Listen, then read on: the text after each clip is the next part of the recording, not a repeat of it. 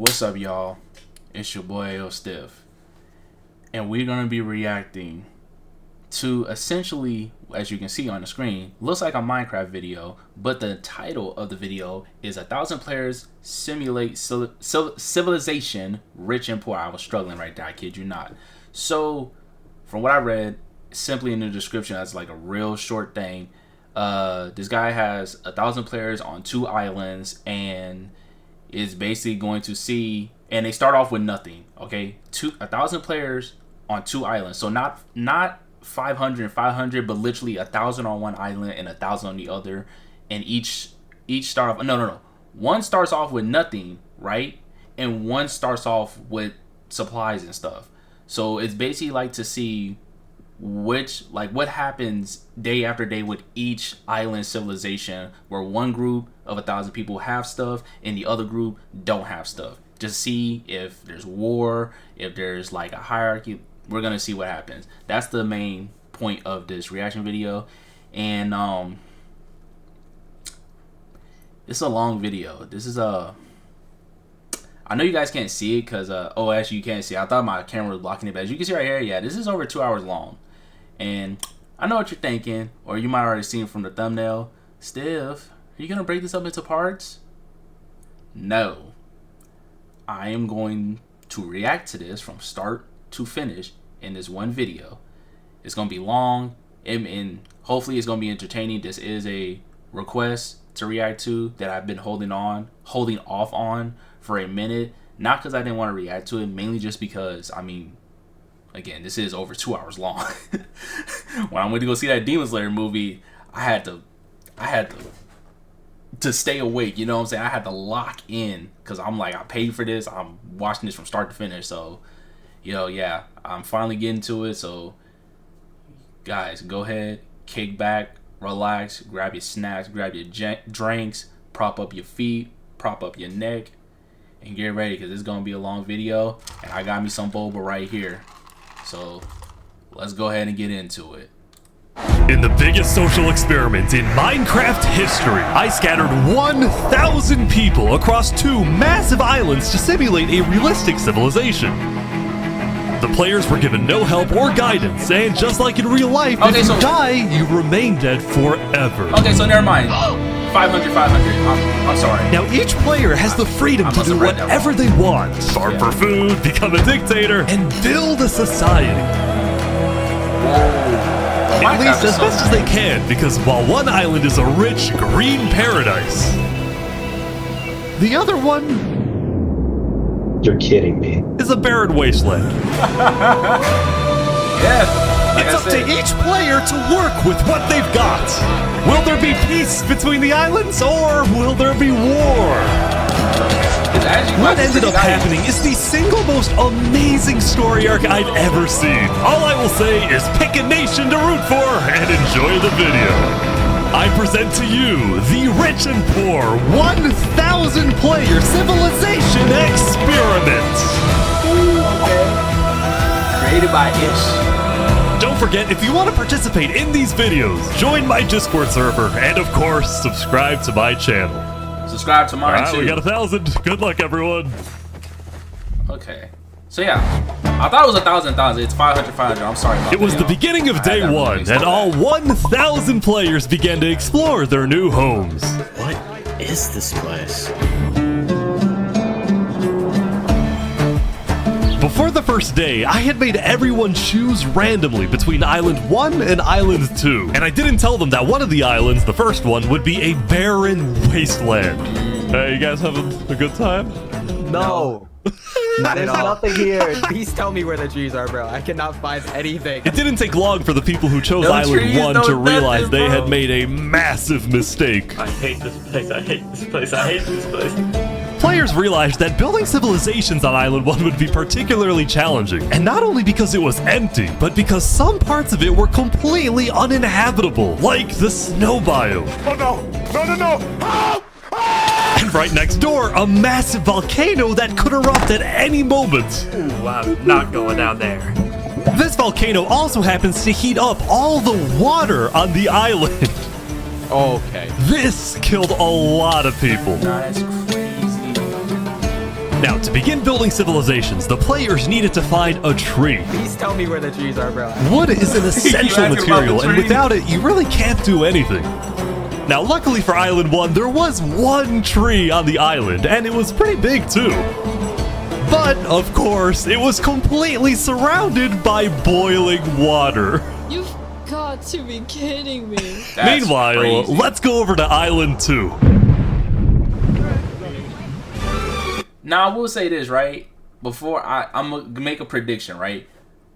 I'm going to make the prediction that the first island I feel like that they're gonna win in survivability of how many people are left at the end. The reason I say that is because when you start off with nothing, and as you know, a whole bunch of people there, y'all have to work together to make nothing into something. So there's gonna be like a system of trust and, you know, responsibility and loyalty. And again, y'all had to make nothing into something, which means you don't have that much of it, which means that trying to fight over it is gonna be kind of crazy. Versus with the people who start off with something, some people are gonna get greedy and want to rise to power and take over and stuff. So because if there's too much to go around and somebody ain't getting enough, what do you think might happen, man? I mean, look at everyday real life. So that's just my prediction. I don't know what's gonna happen. We're gonna see, but that's what I'm guessing. Y'all let me know in the comment section down below how y'all feel about that personally with those two types of scenarios. Hey guys! Life on Island 2 was beautiful. The terrain was green, the trees were plentiful, and the water was normal temperature. Open for business. Solid water? It's from the ocean. Are you trying to make me drink ocean water? No. The people on Island 2 immediately realized they had chosen the island of safety and wealth. You are literally a piece of gold. Yeah. The only real danger on Island 2 was the possibility of falling down from a tree as you're collecting wood. But some people found a way to even work around that. So you're planning to build a bakery. Yes, I am. And you're forcing your employees to go up and get oak? Oh, no. She forcing you to work up here. Hey, no, it's double carrots, triple carrots. I don't want say carrots. anything. I want fair working conditions. Also, Damn. because of the vast amounts of trees, people were very quickly able to craft tools that allowed them to mine underground. Hello, Saps, you doing okay? Yeah, I mean, this island's great. So many diamonds already. Yeah, Wow. look at this. Yeah, I'm loaded. Overall, the people of Island 2 were thrilled with their new home, thrilled with their wealth, and they were very optimistic about their future.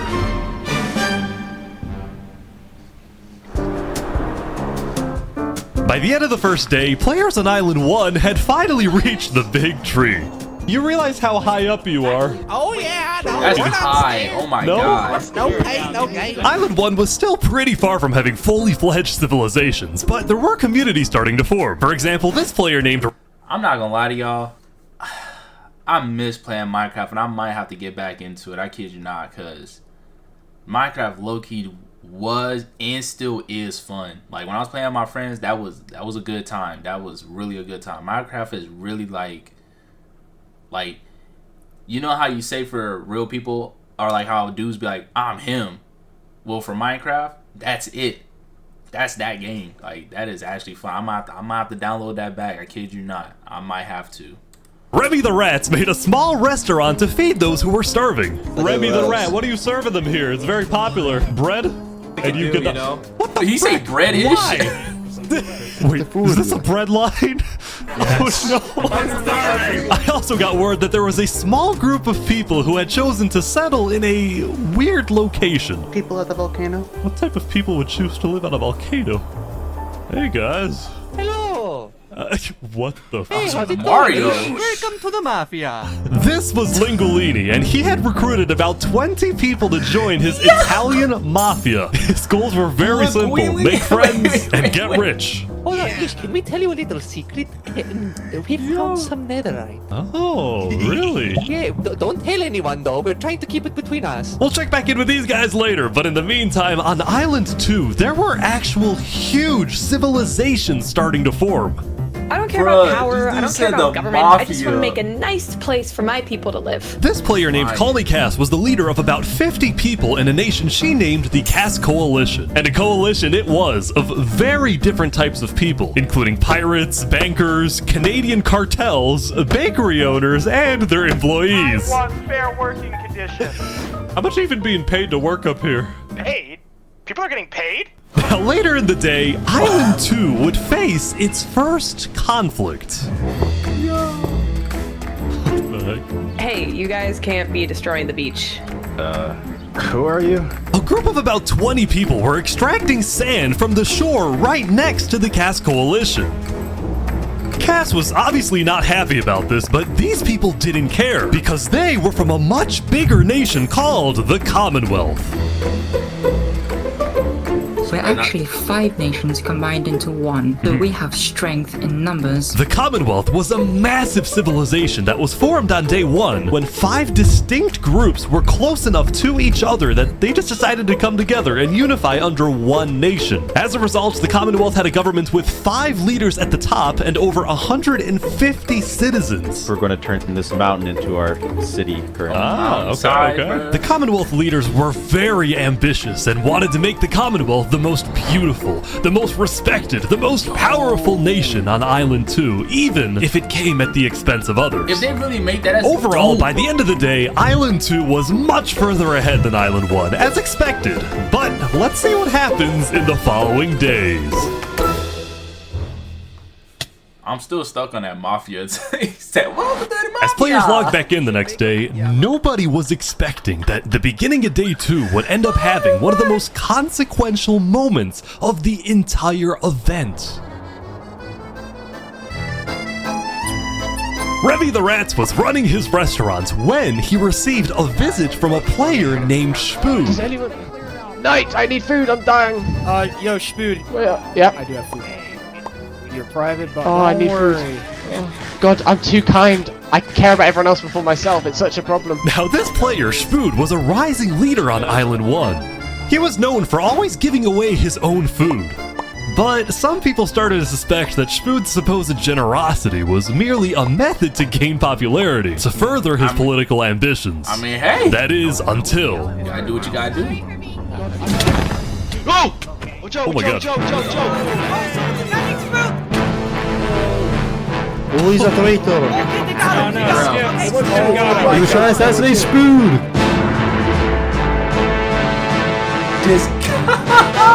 Spood had survived an assassination attempt, which brought him exactly the attention he needed to cement himself as a legend on Island 1. This guy literally just helped him become a leader. Bro.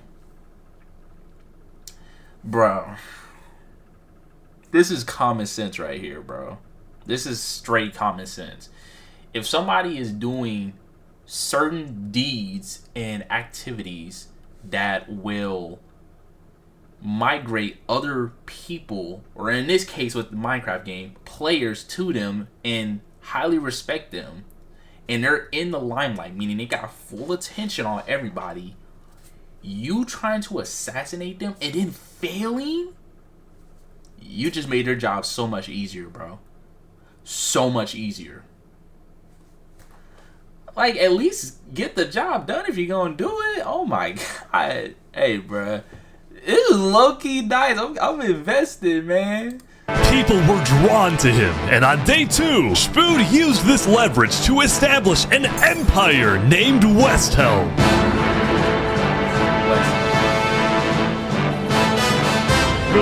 These people have made me emperor. This right here is going to be our capital. We're also building a massive coliseum. You mean where people fight to the death? Exactly! Even though the people of Westhelm were still struggling with food and resources, their motivation to succeed was unbelievably high. Earlier, somebody tried to take my life. Someone with this face. But now, he's dead! For the first time, it seemed like the people of Island 1 had hope. The Ballad of Emperor Spoon. Nearly killed by some dude. This is crazy, bro! Island 1 was finally starting to develop civilization, but not all of them were as motivated as Westhelm. Right next door, for example, was a cult named Nevermore that literally just boxed themselves in and wanted nothing to do with the rest of the world. Quoth the raven. I can vouch for and that. honestly, these guys weren't wrong to be pessimistic. See, some of the people who chose Island 1 had secretly been hoping that when they finally make it underground, they would find troves of iron and diamonds. But instead, they only found a giant layer of lava that stemmed from the volcano and covered the entire island.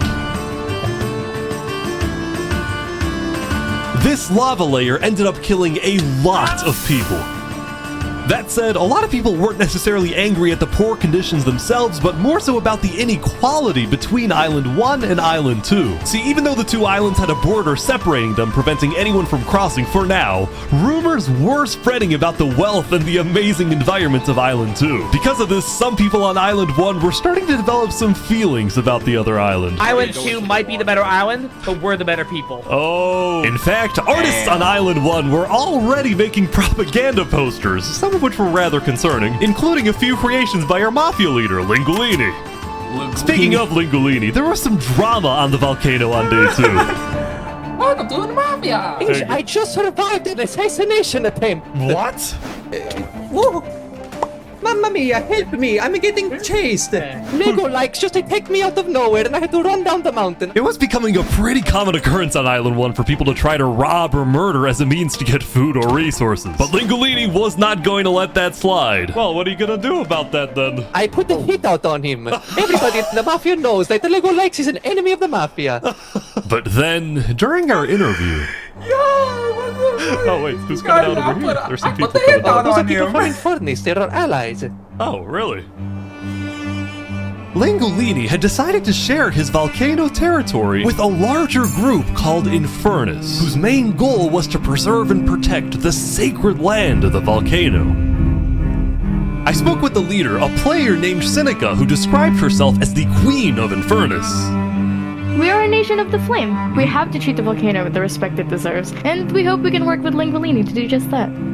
Seneca and Lingolini agreed to protect each other in case of an invasion, and use the volcano's height and flowing lava to their advantage. If anybody tries to attack us, we'll kick them out like a Koopa shell. Now, speaking of invasions, on day 2, the Cass Coalition was approached by an army of boats. Crap. Guys, I think we're under attack. It looked like for some reason the Commonwealth was coming to attack. No, we can't fight this. We gotta run. Get everyone out, get everyone out. But after a few moments of panic, it turned out to be just a group of immigrants who had gotten lost. We are not here to invade, I swear. Oh, We are not here to invade you, we promise. I ain't gonna lie, bro. But I didn't do anything, I just followed them. You brought them all, I didn't do it. And I ain't gonna lie. Hold on, bro. See, in some cases, it might be the right play, yes, to retreat. If you know for real off rip, like, yeah, we ain't got the firepower, we ain't got the manpower, we don't have the equipment to fight this at all. If we fight, we will all just die. So it is low-key good in some situations to dip, but I mean, damn, were they that underneath of like power, firepower, manpower, equipment? Like, were they that low? Cause I ain't gonna lie, I would be like, man, stand, bro, 10 toes down, stand up straight, and I tell them, pull up, come here, like, bruh, yeah, this is bad entertainment. I need some popcorn with this, I swear. The leader of the migrants, a player named 3 Below Zero, profusely apologized for the scare, and then the migrants took off. What's going on, Cass? I know they didn't mean to do that. I'm telling my people not to worry. Glad to hear. Now on day 2, players had finally realized that Island 2 was not technically an island at all, but an archipelago or chain of islands. The northern island was an optimal place to settle with open fields, trees, and wildlife. So naturally it had the biggest civilizations, including the Commonwealth, the Caste Coalition, and a huge kingdom named Tricolor ruled by a monarch named Jophiel. The red stands for the underground, the green for plains, and the blue for the coast. The center island, meanwhile, had pink cherry blossom trees and was the home of a small nation called Barbieland. What is this? Life in plastic? Oh god. It's fantastic. Okay. And lastly, the southern island was big, but also extremely dense, flooded with jungles and swamps. As a result, nobody really wanted to stay there, although I did find one person. Saps, what is this? Can't you tell? This is my vacation home. How's this a vacation home? I don't see any lawn chairs or furniture. There's no roof. Hold your horses there, cowboy. It's not done yet. Saps was one of the few players who chose not to join any civilizations because he didn't want to get dragged into politics and drama. Still, he made lots of friends across Island 2, his best friend Flux actually being the second in command of the migrant group. Speaking of, 3 Below Zero and the migrants had finally reached their destination all the way up north. Now, other than accidentally invading the Caste Coalition, these guys seemed pretty insignificant. But little did people know, this new civilization was about to change the entire world.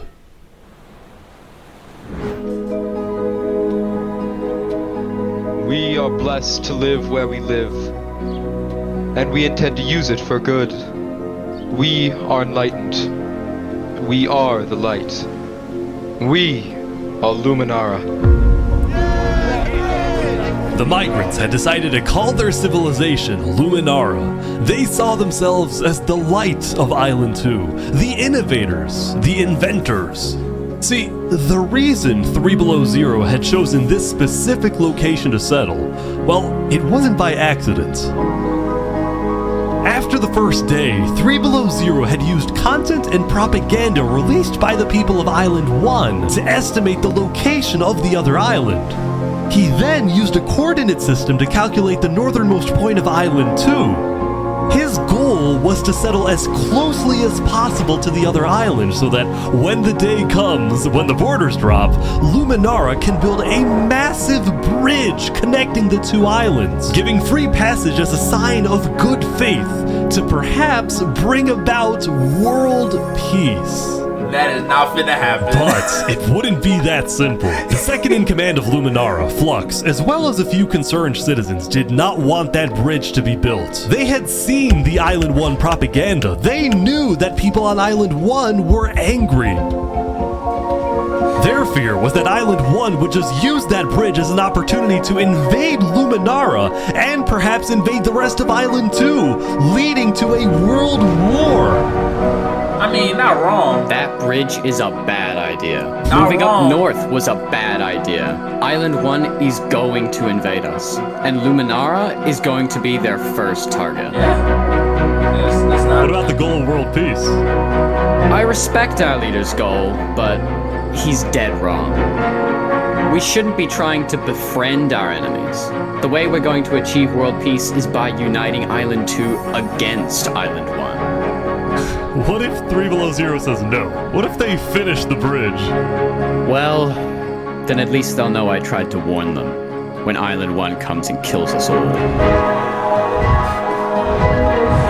the actual movie, bro. Hey, this better than the Minecraft movie? Is it? Let me know. Let me know.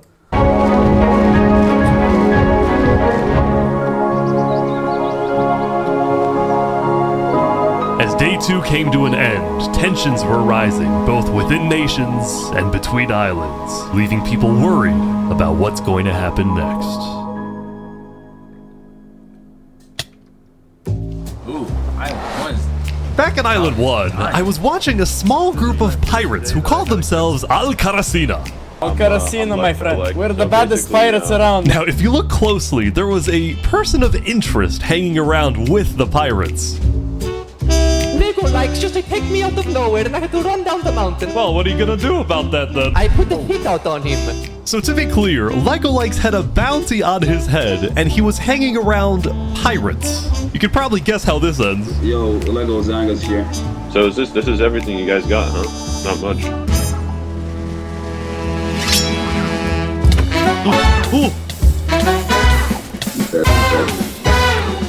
They're boiling him!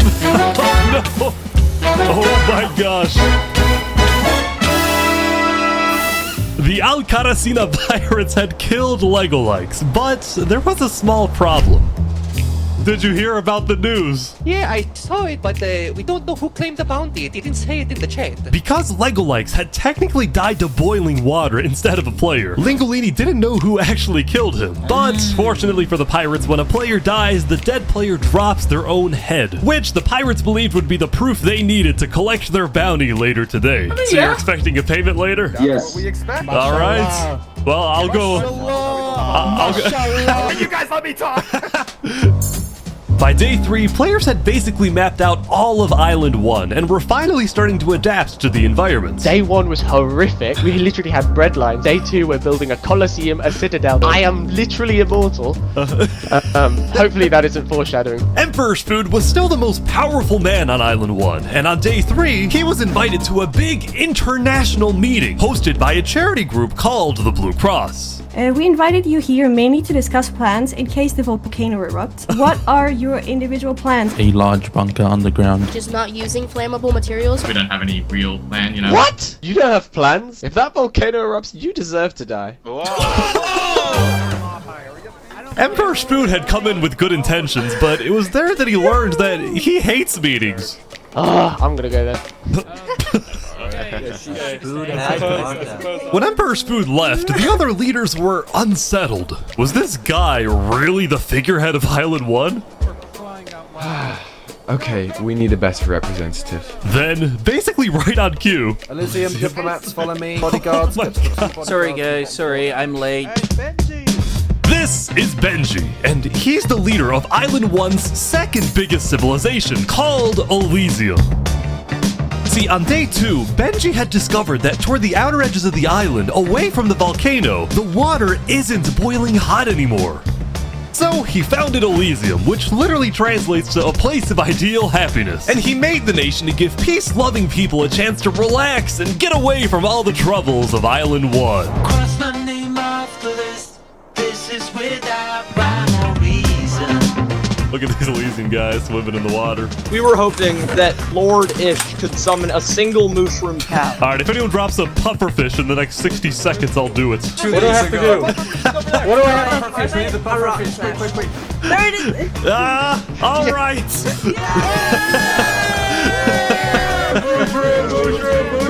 We can kill it for leather!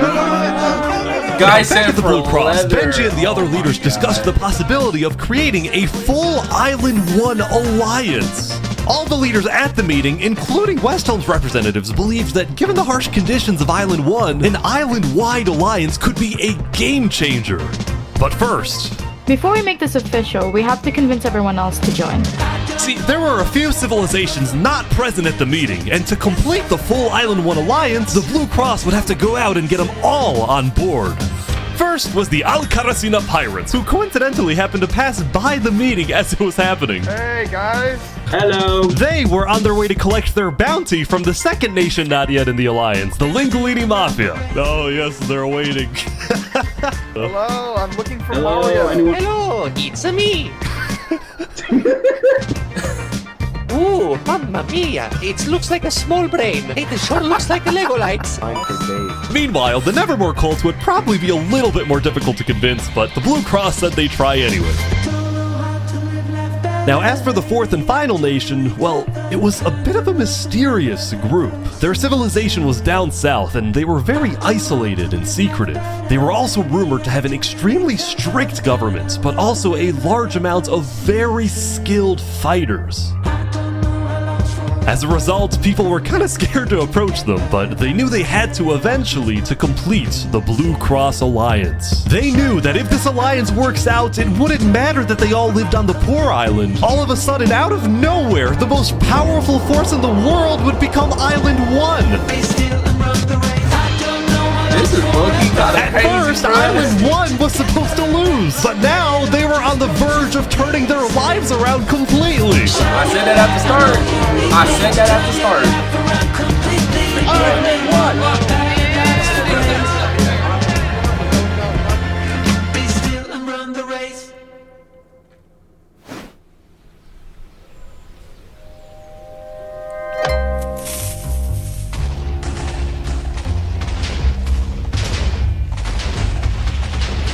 can see, there was a bit of commotion at the Commonwealth.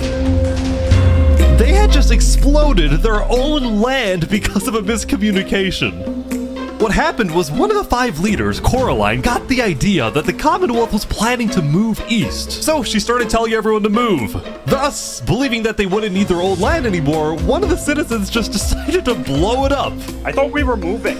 What? We're not moving. I'm surrounded by idiots. Overall, the Commonwealth was having trouble getting anything done because the 5 leaders were constantly fighting over power. I'm not gonna lie.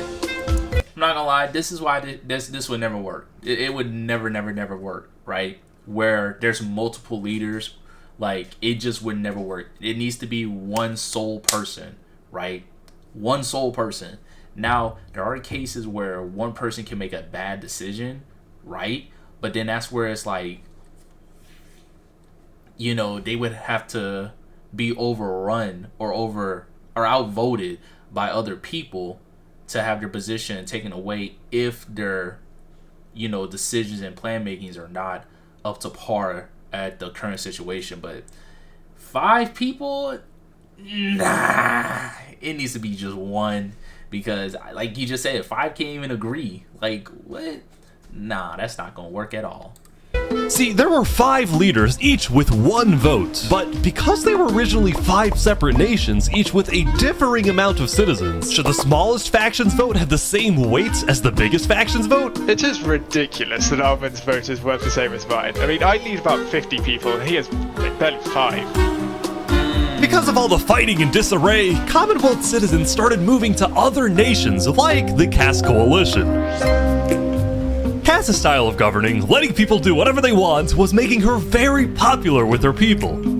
I've been with Cass since pretty much the beginning, and she's established a democracy, a true one. Really focused on like letting everybody do their thing. But at the same time, the lack of any regulations had some unintended consequences, like players making strange and ugly buildings. So to solve this, Cass hired a building inspector. I have placed a lot of foundation for a glorious city, basically made out of stone. That way no one can burn us down. However, the building inspector did get a little power hungry. What's going on here? He said he's gonna demolish my house because it's not up to building code. Hours because it's not up to code. So then, citizens took matters into their own hands.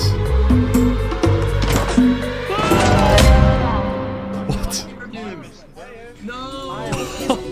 Anyway, on day 3, the biggest nations on Island 2 were still the Commonwealth, the Cass Coalition, and Tricolor.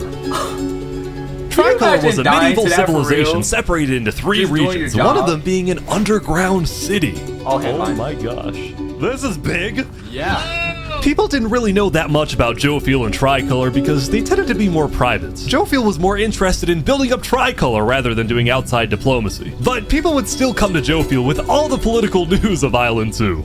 I am so tired of the politics already. Yeah. I've got some news. People are concerned with Aperion trying to colonize them. Oh my god. Now, this particular rumor about a group... Oh my god. Bruh. Even the bird has armor on. Nah, I could be tripping. That could just be like the bird's feather, but it looks like armor. Like, you can't tell me right here does not look like armor. I could just be wrong, but that's wild. Now, this particular rumor about a group named Aperion colonizing people happened to be false. Aperion was just a small town led by a player named Alkaline, and it was actually the only nation other than Luminara that directly bordered the ocean next to Island 1. That said, the rumor that Island 1 was uniting was true, which got some people worried, especially the 2 border states. So, Jofiel invited over all the major leaders and diplomats of Island 2 for an emergency meeting. The only leader who declined was 3 Below Zero because he was busy building the Luminara Bridge. So, he sent in his place his second-in-command, Flux. Flux, what's your plan here?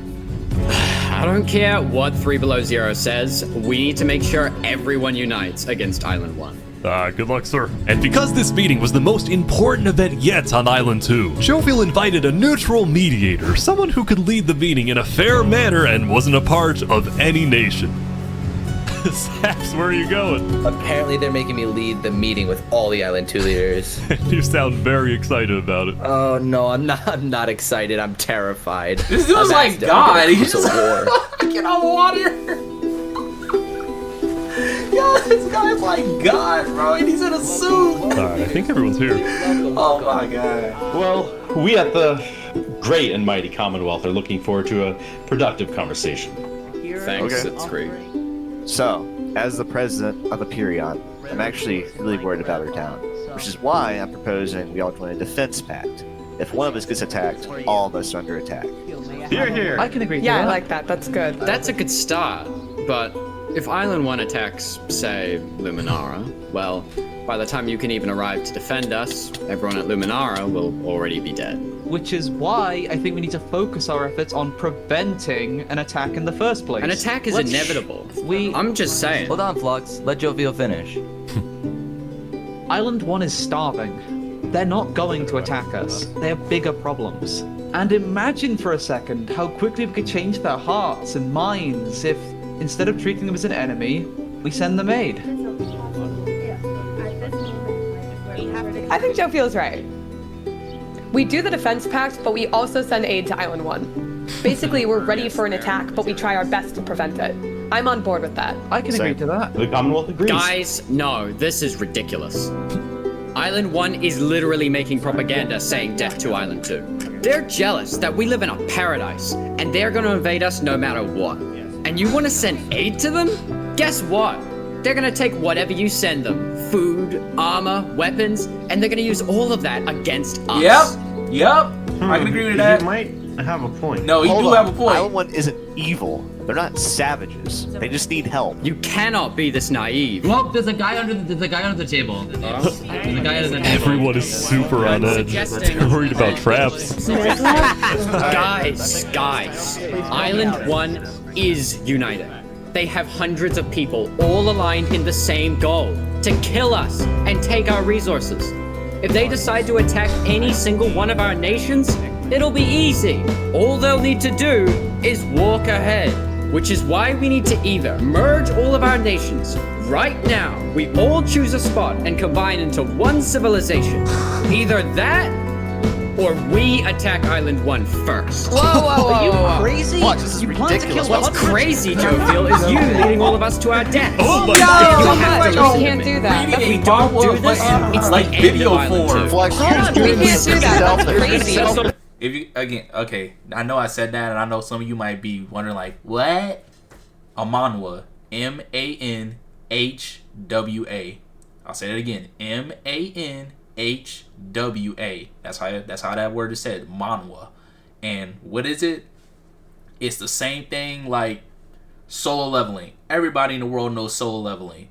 Well, from the anime, obviously. What people don't know is the people who, like me, read the whole thing from start to finish before the anime even came out to me a year, 2 years, 3 years ago. I read the whole thing from start to finish, and that is a manhwa.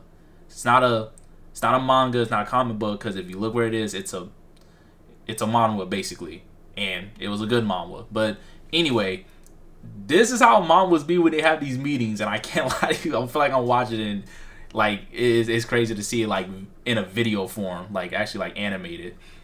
What is happening? Alright, everyone, we can't fight. Let's just vote. All in favor of Flux's plan to treat Island 1 as an enemy, say aye.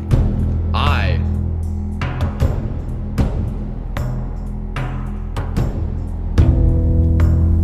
They look like that might be a GG. All in favor of sending aid to Island 1.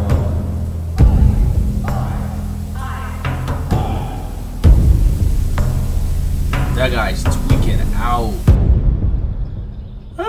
He's tweaking out hard. Meanwhile, at West Helm, I ran into something interesting. Our next song is called Island 1. Oh my God. So you remember this guy? The Ballad of Emperor Spoon. Well, he had joined a band that produced actual songs and then performed them all across Island 1. Up there in Wasteland Island, A boiling water sea, let's go. And no resources to speak of, except a wooden tree. Let's go! Everyone loved the Island 1 band, including Emperor Spood, who found that the music bolstered the morale of his citizens. He believed that a happy citizen is a productive citizen. West Helm took us in and gave us a little home. Even though Emperor Spood was a chaotic figure, West Helm itself was the opposite. It had an army, a storage system, and a hierarchy, from Emperor all the way down to citizen or plebeian. And of course, the hierarchy from Emperor was the opposite. It had an army, a storage system, and a hierarchy. We see that? Hold on. Emperor, console 1 and 2, yeah, advisors, you know what they are. And then with that, a senator, okay. Then precinct? I don't know. I'm definitely messing that up. Cohort captain and a plebeian. Wow. So plebeian is like the lowest of the low. Because, I mean, you're just a regular citizen. Okay. And then over here, General Armed Forces, you had the Eye, the Fifth. So a strategic advisor, foremost combatant. You have Centurion, which are commanders. And auxiliary, okay. And then legionary. Wow. Like basically an army, the military. From Emperor all the way down to citizen or plebeian. And of course, there was the Colosseum, which when finished will play a major role in West Helm's justice system. That said, Emperor Spood was not happy when he heard that yesterday, Benji and the other leaders had been talking poorly about him. Okay, we need a better representative. Our final goal is to put Benji Button in here. No, that is a joke. That is a joke. You don't want Benji to die, do you? Well, I mean...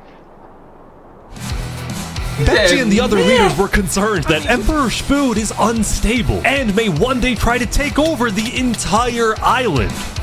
And their concerns only grew when Spood was caught listening to Napoleon on Spotify. But they also knew that if Island 2 were to ever attack, they needed Spood on their side, so they didn't know what to do. Island 1, well, here we are. I just want to say, thank you, Spood, for all your support. You're welcome. I'm the best. Glory to West Helm.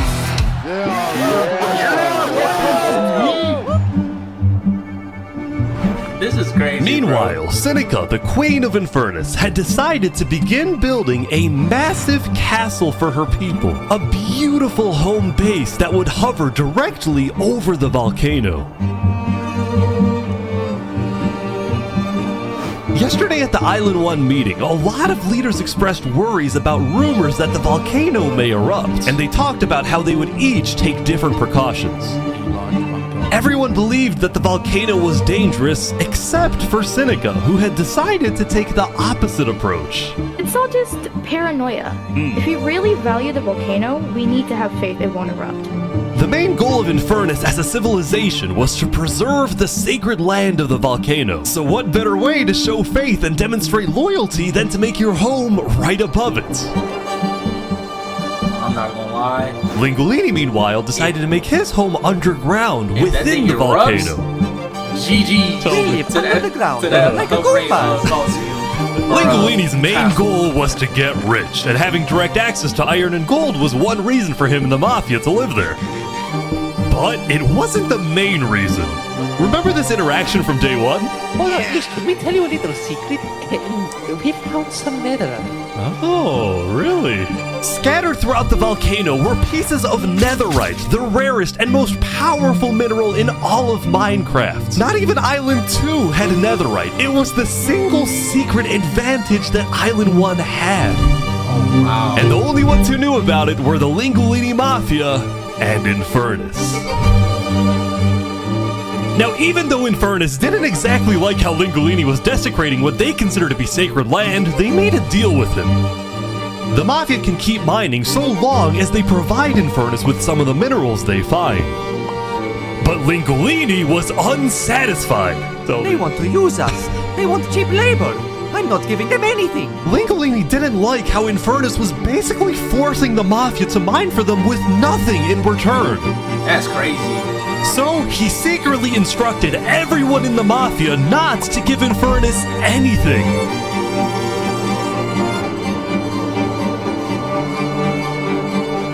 Lingolini's hope was that Infernus never asks for those minerals and forgets about the deal entirely. Otherwise, he would be in a lot of trouble. That said, despite this conflict, the rest of the Island 1 unification effort was going very well. Earlier today, Lingolini had decided to join the Blue Cross Alliance. Thank you all so much for having me. The Alcaracina pirates were also eager to join, and surprisingly, so was Nevermore. There was only one holdout.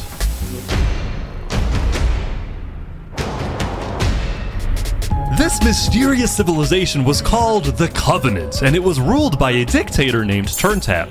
How are you elected exactly? By a vote of the people or the vote of yourself? Elected? Turntap was unsure about joining the Island 1 Alliance because the people of the Covenant were generally skeptical of outsiders. They only took pride in their own nation, especially in their army, which was composed of really good PvPers who weren't above using torture to get their way. Are they drowning this guy? He's gonna die. Now, I felt a little bad for this player, so I threatened the Covenant. Covenant uses water torture. I'm reporting this to Sidefall News. No, don't go to Sidefall. So I went to the local news reporter. Sidefall, I have a story for you. I just caught the Covenant waterboarding one of their own people. Oh. Well, I'm paid off by them, so I don't really care. What? Dude, it's free money. You know what? It's called a business for a reason. It's not for profit, okay? Sidefall ran a news business with questionable ethics. He was also known for making up fake stories, writing things like the lava is rising just to sell more papers. That said, earlier today he had made a legitimate discovery that could devastate the entire island. Island 1 had a lot of known dangers, from the lava layer to the boiling water to the powdered snow. But there was one last danger that nobody knew about until now.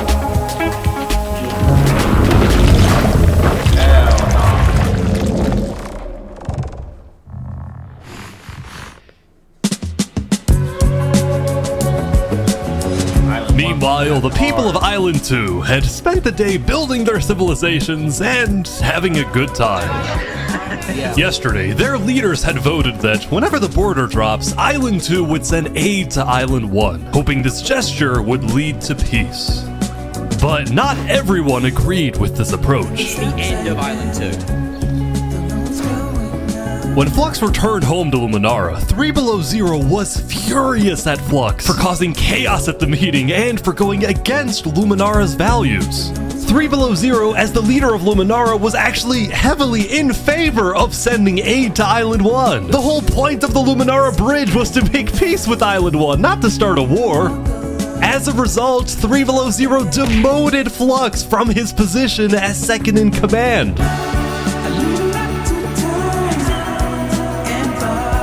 I spoke with Legacy, a citizen of Luminara. Yeah, Flux has been gone all day. People here don't really like him anymore. Flux and his crew had spent the day building a secret bunker under the ocean, a place for them to hide if Island 1 attacks. And then Flux spent the rest of the day helping his best friend, Saps, finish building his home.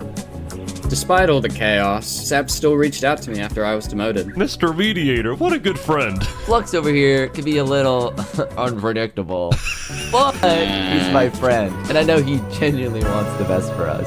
Even though Flux was much more ambitious than Saps, these two had become very good friends. So many diamonds already. Yeah, look at this. Yeah. Loaded. But just as day 4 was about to come to a peaceful end, something happened that would change the course of Island 2 forever.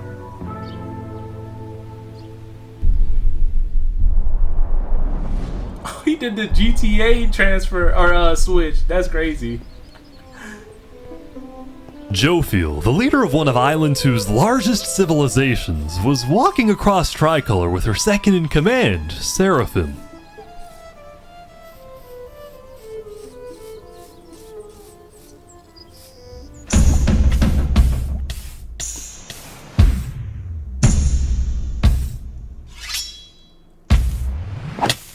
Seraphim! What are you doing?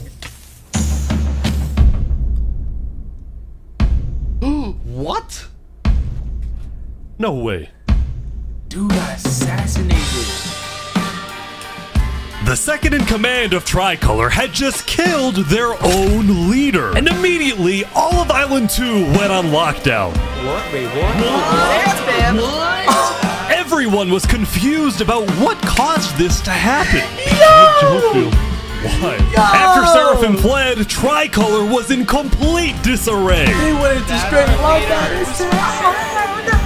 Back at Saps' place, Flux told Saps it might be a good idea for him to call an emergency meeting with all the... Yo! That is wild. Bro, that is crazy. Your second in command kills you, and then everybody on the island is just like, what? Yo, they just couldn't believe it. That's crazy, bro. That's crazy. Leaders. So, for the sake of the island, Saps agreed to host a meeting tomorrow. But for now, he and many others headed to Tricolor to help them restore order.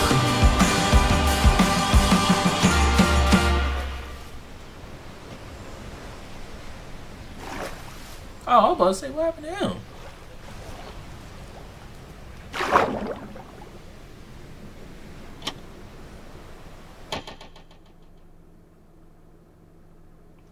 Day 5. Ooh. Island 1. Now, Island 2 wasn't the only place that would face tragedy. Oh, what? The leader of the Alcaracina Pirates, Noble Bucket, died very suddenly. Alright, they sent me the footage of what happened. Oh, no. He doesn't know the lava layer's there. Oh! No. I think I'm dead. I think I'm dead. I think I'm... Oh my god. With world leaders dying left and right, the media had plenty to report on. The most trusted news company was from Elysium, called Daybreak Media. We're number one because we actually report the truth, unlike that bozo Sidefall. And later into Day 5, the news would get even crazier. For purposes of unity, the Covenant had finally decided to join the Blue Cross Alliance, thus successfully uniting the entirety of Island 1. But right away, the strength of this alliance would be tested.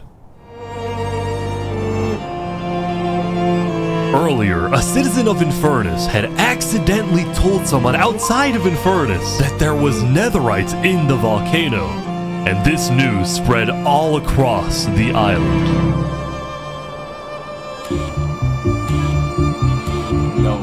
This was a disaster for Infernus and the Lingualini Mafia, who had been trying to keep the existence of netherites to themselves. Immediately after hearing about the netherite, the Covenant sent a mining expedition into the volcano without telling Infernus. And lo and behold, they confirmed there was netherite.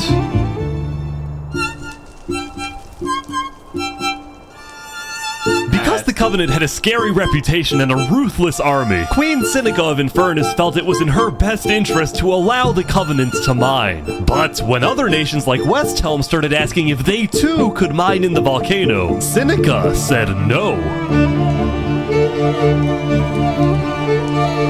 People are saying we're being selfish. They're the ones being selfish, trying to take our resources. Listen, Island 2 is rich. We are not. Now, with netherite, we actually have a chance of evening the playing field. There's not enough. But the volcano people are hogging it. Before any fighting could break out, the Blue Cross quickly reached out to all the leaders and told them to put this issue on hold. We're inviting everyone here tomorrow, so we can all talk this through peacefully. We're Island 1. We cannot afford to have a war over some mineral.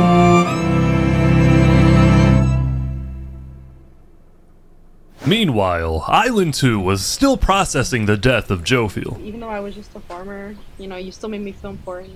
Saps would invite all the leaders for a meeting later so they could coordinate a hunt for Seraphim and discuss their plans for when the border inevitably drops. Now, after Jophiel's death, Tricolor had lost a lot of its power, which left the island with really one dominant nation, the Commonwealth. But remember from day 3 how the 5 Commonwealth leaders were in constant fights with each other? It is ridiculous that Alvin's vote is worth the same as mine. Well, this all came to a head on day 5 when one of the leaders was caught plotting to take control of the entire Commonwealth. So, another Commonwealth leader then paid an assassin to, well... Oh my god! Oh my god! Wolfram's dead. What? We just witnessed murder! After this, people from the Commonwealth lost even more faith in their governments. This Commonwealth citizen went to the Caste Coalition to complain to Caste directly. I got information that there might be netherite on the other island. My leadership said, quote, netherite is useless. Netherite is, of course, not useless. I think that's a foolish statement. As the Commonwealth erupted, the Caste Coalition thrived. But they did have their own problems. Is this your employee? Yes, he is. That implies I get paid. Is he not getting paid? Skip out on work. You hear this woman? Earlier, one daddy had ditched work to attend a party in Barbie Land. So as punishment, his employers forced him to risk his life and chop down one of the tallest trees in the Caste Coalition. He's asking for help. You have to yell louder. I can't hear you. You're so far up. You have to get closer to the ground. Oh!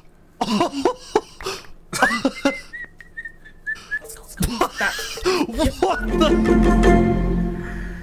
Now, because of this recent tragedy, Cass decided to stay home from Saps's meeting. That said, every other major leader was now on their way.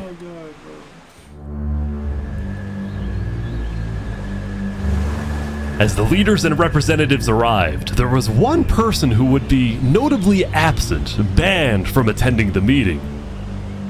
Before the meeting started, Flux called me to his underground bunker because he had something, quote, important to tell me. Flux, what are you gonna do? Well, first, let me just explain. I'm not allowed to attend this meeting because the leaders of this island are utterly incompetent. They can see that Island 1 is gearing up to invade us.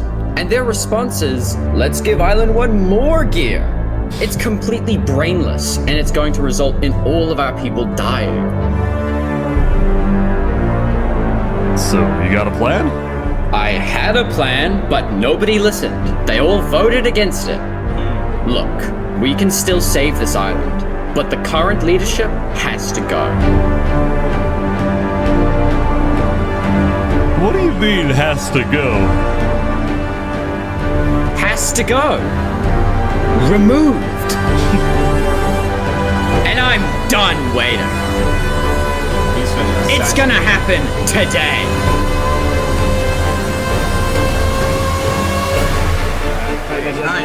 Leaders, welcome. Thank you all for coming. We have a lot of very important stuff to talk about. You know, during the first meeting, there was one person there who actually understood what I was saying. Seraphim reached out to me, asked me if they could help in any way. I told Seraphim to kill Jophiel. And today, we will finish the job!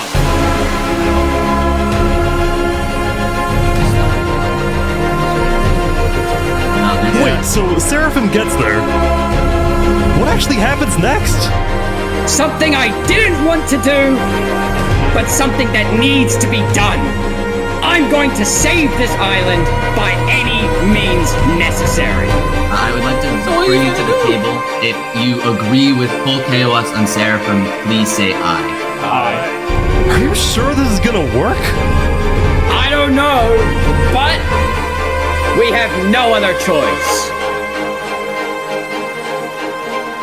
Alright, so I have something to say.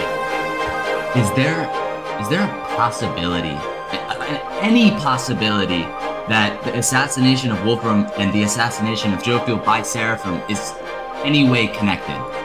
Is there a conspiracy going on right now? Do we think that's a thing? Are leaders safe? I have reason to believe that leaders are not safe. Flux, do you feel any guilt doing all this? Well, part of me feels bad for Saps. I also don't think the leaders are safe. What do you mean you feel bad for Saps? He has no idea what's about to happen to him. But if you had to betray one person to save 1,000, would you?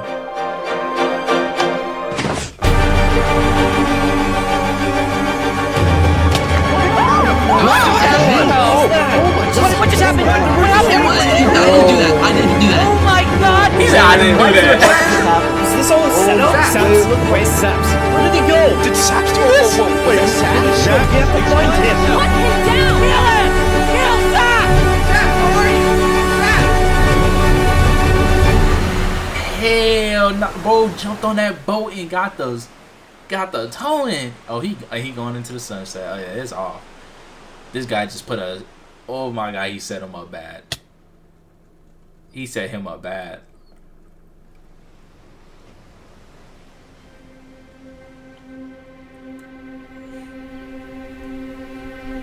It was a new day, and Island 2 was in shock.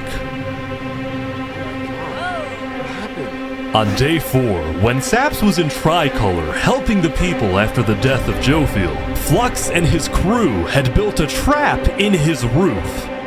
And Saps did not know they had done this. He had been framed by his friend Flux, used as a scapegoat for Flux's plan. But because they had to rush to build the trap, it actually wasn't fully successful. Some of the dripstone, including the one meant for 3 Below Zero, had failed. But overall, the trap still killed the leader of Aperion, Alkaline Alk, a leader of the Commonwealth, Coraline, and 4 other very high-ranking officials from across the island. The people of Island 2 were devastated, confused, and angry. Our leader's dead. What just happened? After the trap went off, Seraphim was immediately caught and killed. Oh! We're in a Tricolor. But when more people found out about how exactly their leaders died, their anger wasn't really towards Seraphim, but toward the person they believed was behind it all, Saps. And it made sense. Saps knew he'd be hosting leaders at his home. It was his roof that had a secret trap. A trap that happened to fit perfectly into the design of the roof. Saps was about as guilty as it was possible to be. With that, all the major Island 2 nations, from the Commonwealth to the Caste Coalition to Tricolor to Luminara, declared Saps to be hunted down and killed, while Flux got away with it all. Damn. If you had to betray one person to save 1,000, would you? And on top of all of this, at the beginning of day 6, it was announced that tomorrow, on day 7, the border between the 2 islands will finally fall. Oh, we're about to see what's gonna happen. I know Island 1. Both islands now have 1 day to prepare.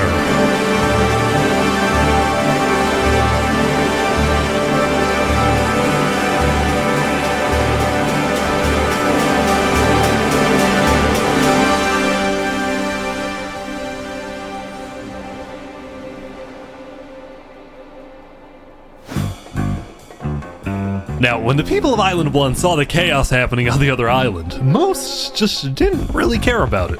A lot of the hatred against Island 2 that was popular in the early days had faded away. That is, except for this player named Oppenheimer, who was determined to take out Barbie Land because in 2023, the Barbie movie had outsold the Oppenheimer movie. I'm building a nuclear rocket that will make yesterday's chaos look like child's play. But when Oppenheimer tried testing his nuke, it went up, and up, and up, and was never seen again. Damn. Now, day 6 did present some new challenges for some of the civilizations. For example, at Nevermore, what is this? What are you doing up here? I got voted out because they hate me. Oh! Come on! No, jump! What about me?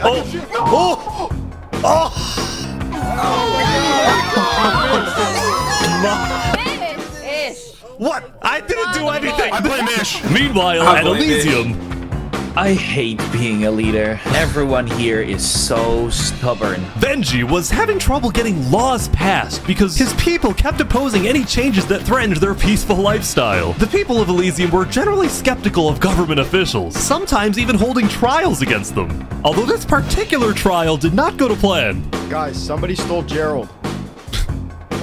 The mushroom cow, Gerald, has been stolen. Let's go! There they all go.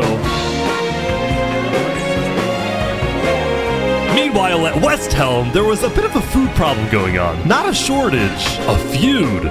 See, Remy the Rat had opened up a new restaurant right across from the Coliseum, but the food was questionable. Is poison fatal? So his customers had instead started buying their food from another player named Dinosaur. That is, until... Oh my god! Oh my god!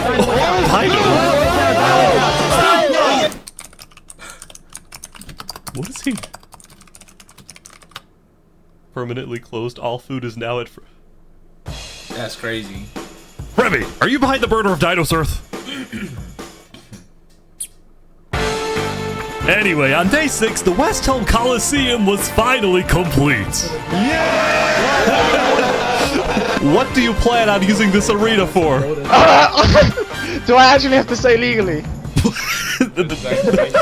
What? No? Maybe a little bit of blood will be shed, and that's all I can say. While Spood was a popular leader who got things done, he had also developed a reputation of being a little unstable. He said outlandish things, he can't stand meetings, and his justice system wasn't by courthouse, but by combat. This is something Spood's first attempted assassin, Ramsayer, tried to prevent. It's why he tried to kill Spood, and he wouldn't be the only one. There has been a small but coordinated secret revolution growing in West Helm, with aims to overthrow and murder Spood. The two leading figures are West Helm citizen Ramsay Pie and West Helm's head builder, Knight Arcturus. You know, I helped design his Colosseum, not knowing Spood actually wanted to use it for bloodshed. He's insane! The first part of their plan was to take out Spood's second in command, a player named Oo. Yeah. Alright, yeah, that's right. I guess Second in command down. But Ramsay Pie was immediately chased down by West Helm's army. You could have made something happen, man! Oh. Oh! With Ramsay Pie dead, Knight Arcturus became the sole leader of the revolution. But he also knew it was only a matter of time before Spood finds out about his plans. I want to make one thing clear. Anybody who is caught plotting against me will be executed in the name of West Helm. Glory to West Helm. Glory to West Helm. Glory to West Helm. It's crazy they're still doing all this, and the next Now, day they got before the border drops, the Island 1 leaders all met to discuss what to do about the Netherites in the volcano. Yup. Going into the meeting, people were not happy with Infernus and the Linguini Mafia, who were believed to be keeping Netherite to themselves. Please keep all your weapons holstered at all times unless you absolutely have to take them. The meeting began with West Helm's representative and Spood's newly appointed second-in-command, Spider.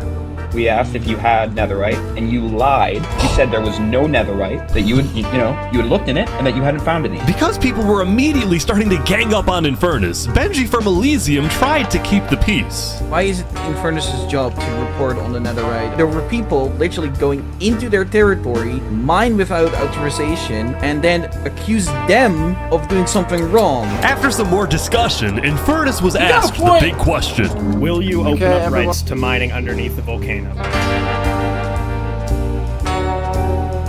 It is still our land. It is still the place where we live. And of course, trade, things like trade are important, but in terms of opening up the volcano, it is an adamant no. Ooh. Now, Linguini, Seneca's biggest ally, was about to speak, but what he ended up saying was unexpected. We have to humbly disagree with Infernus of not allowing anyone else to mine in the volcano. This is Island 1. We're all struggling against the nature and everything like that. Shouldn't we all be allowed to mine wherever we please? No way! Let's go. Yes! Hell yes! Realistically, the best option, the most fairest option and decision is for there to be a trade system with it. It is still their island. I mean, not island, their land, and still their territory and area, which means the mining underneath is theirs. So they don't have a right to tell and give it to other people, even if in alliance. They don't have that. They don't.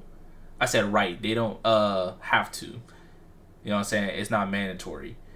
But trade could be open. So it's like we're open to trading something for it. So you're still getting what you want. It's an equal exchange. But to open it to where people could just go in, I ain't gonna lie, it's kind of crazy, G. That stuff gonna be gone, and they're not gonna have any left themselves. Soon, people started offering deals to Infernus. I believe we'd be open to give you resources since it is your land. But Seneca still said no. The volcano is still our sacred land. We don't want hundreds of people there mining and ravaging it. As a result, Lingolini went even further. On the day one, Mario was here first on the volcano, and we are able to mine there, but it's not fair that no one else can mine. While your queen is over there with the diamond boots, some people don't even have any armor. Boots, man. Eventually, people started using scare tactics. That volcano is insanely active right now. It will most likely erupt within the next few days. I doubt it. No, that's sidefall propaganda. That's propaganda. And so, after even more discussion, Westhelm made a final plea. We have a representative from every single nation on this island. You have an opportunity here to unite us all, or you have an opportunity to totally destroy that unitedness. But Seneca still wouldn't budge. For now, it's a no. So, Lingolini made a big announcement. Mario has a large chunk of territory in the volcano. The Linguini family declares independence from Infernus, and we will open mining to anybody who wants to mine.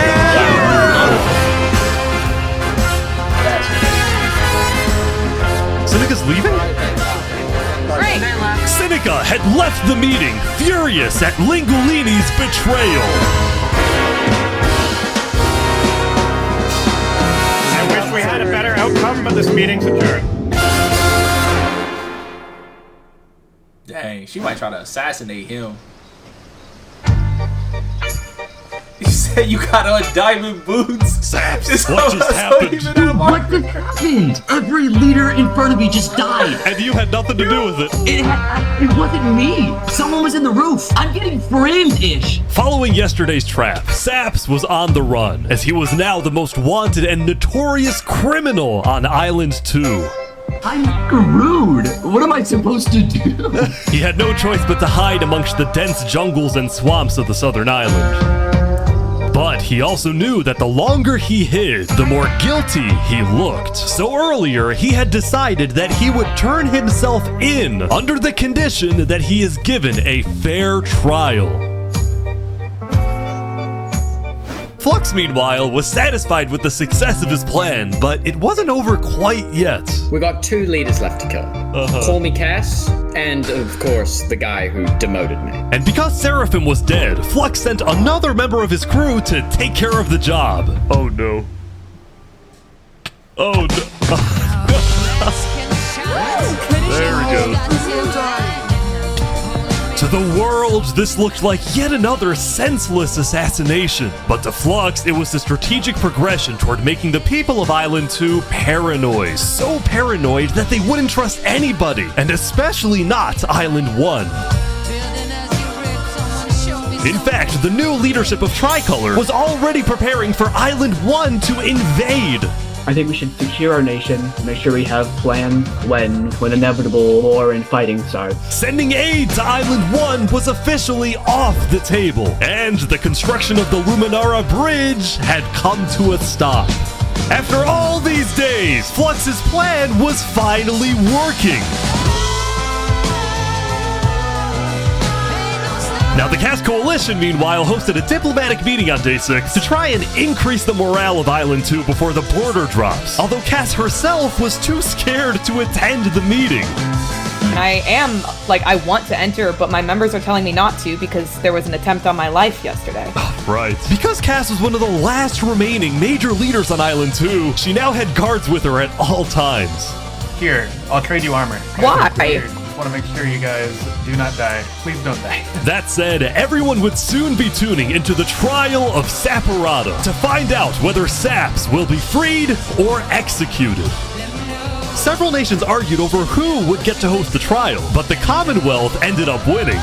We've made this beautiful venue to show the world that the Commonwealth is still the strongest. No, you're not. But first... Down in the mines, they all been searching for something. Down in the mines, they all been searching for something. They're moving the warden up. No. No, they're not. Wait, can you come down?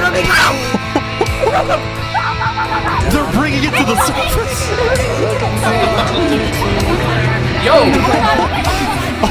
Yo, like I said, I haven't played Minecraft in a minute. When I say a minute, I mean a extremely hot minute. An extremely hot minute. So you can already guess how long it's been since I played Minecraft. What is that? I don't know. They might say the name in here, maybe. I hope so. But for you guys watching, please let me know in the comment section. What is that? I really want to know. What is that? I've never seen it, and it looks dangerous. And once you tell me what it is it more dangerous than the Enderman? Is it more dangerous than the Enderman? Because everybody knows Enderman is like, yeah, you don't look at it, that's fine, but let me know. Up and down, down, down, down, down, down. But I can't see. They made it rising lava? Down in the mine. So remember that discovery that Sidefall made? Well, it was a warden, also known as the most dangerous creature in all of Minecraft. Oh, okay, never mind. Sidefall had then renamed the warden to Rising Lava, so that when he was accidentally killed by it, the entirety of Island 1 went into a panic. The lava is not rising, but this is just as dangerous. For now I'm down, down, down, down. Warden. Run! That's crazy. The most dangerous creature of Minecraft. The warden had been unleashed onto Island 1, going from place to place, terrorizing civilizations. Like, can they kill it?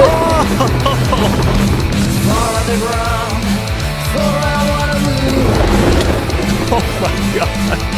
Dude, how is anyone gonna stop this? Until eventually it got to West Helm. But the West Helm army was ready. Underground. Ready? Aim! Fire!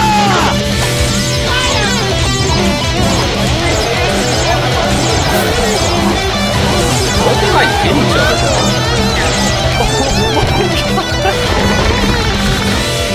And do they get anything out of killing that thing? Like anything valuable? Come on! Oh my gosh! Oh my lord, this thing is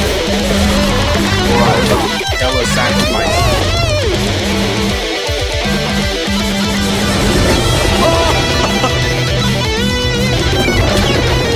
Welcome to West Helm. It's Reddit's place?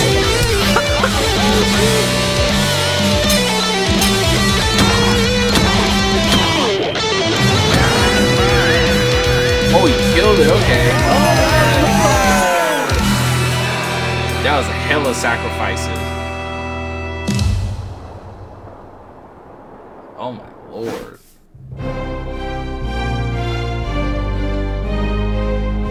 The defendant Saporada is accused of 7 counts of murder, including the murder of Joe Field, the murder of Alkaline Elk, and the murder of our very own Coraline.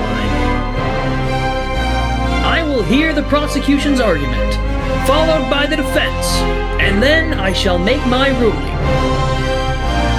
guys, I feel really unsafe. That's what I said, you suck! Prosecution, go ahead. Your Honor. Yo! Saps constructed a meeting hall which contained the deadly trap, pointed at everybody but himself. As a prelude for the meeting, he had his accomplice, Seraphim, assassinate his leader before running to the trigger, ready to pull the trap. He then fled the scene after the trap went off, just long enough after faking his surprise. He is not only a cold-blooded murderer, but a terrorist. The prosecution then called a survivor of the trap, Zekor, to the stand. We know after investigating that only one seat had no trap. Can you identify who was sitting in that seat? It was Saparada. And who built the meeting hall with that seat? It was Saps. You killed our leaders. You destroyed our island. May your death today satisfy us all. Then it was time for the defense, for Saps to give the most important speech of his life. All I ever wanted for this island was peace and cooperation between the nations. The loss at the meeting yesterday was extremely devastating and came out of nowhere. But I can tell you right now, I'm innocent. It wasn't me. The leadership in Luminara helped me build the meeting area. He's gonna expose them. And we're the only people who knew about the area before the leadership meeting. That includes the prosecution himself, Thomas 5200. What? Gotoga, Hive Rotation, Snowbird 334, and their ringleader, Fluxion. Hold on. When I left to gather the leaders for the meeting, they must have snuck into the roof of the meeting to make the trap. The people who I thought I can trust the most used me for their malicious intent and killed the leaders and blamed it on me. Saps had figured out he was betrayed and framed by his friend Flux, but he would end up making a critical mistake. I find it rather interesting that Three Below, the leader of Luminara, is one of the only people who survived the trap. I find that rather interesting. What about it? The trap too! Well, Saps falsely assumed that 3 Below Zero, the beloved leader of Luminara, was also behind the murders. And with that mistake, Saps turned everyone against him. Saps, is that all you have to say? I guess. All right, guess. I'm ready to make my decision. I, Judge Timebomb, find Saparada guilty on all counts. Yes! Saps is to be taken to the top of the gauntlet and executed immediately. Executed. Oh, that's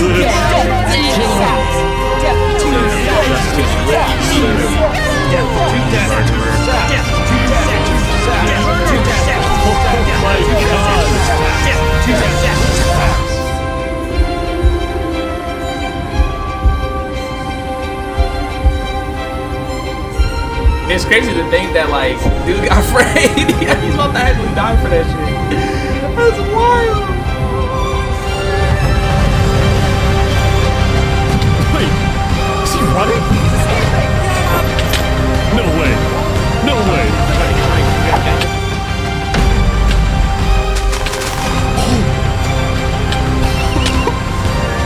He's actually trying to run. Fall damage. Dude running just makes it look worse.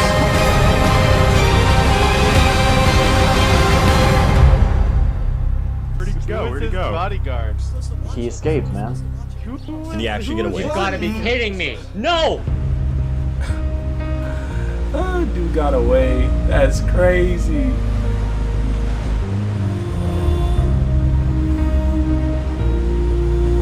You killed our leaders. You destroyed our island. Murderer. Right.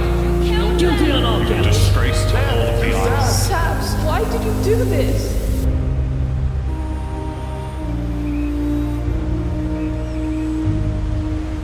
This is literally a damn movie, bro. That is wild. Yo.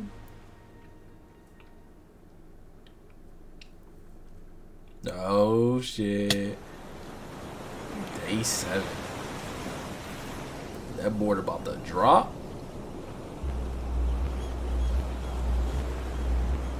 Shouldn't it be dropping soon? Yeah, I think so.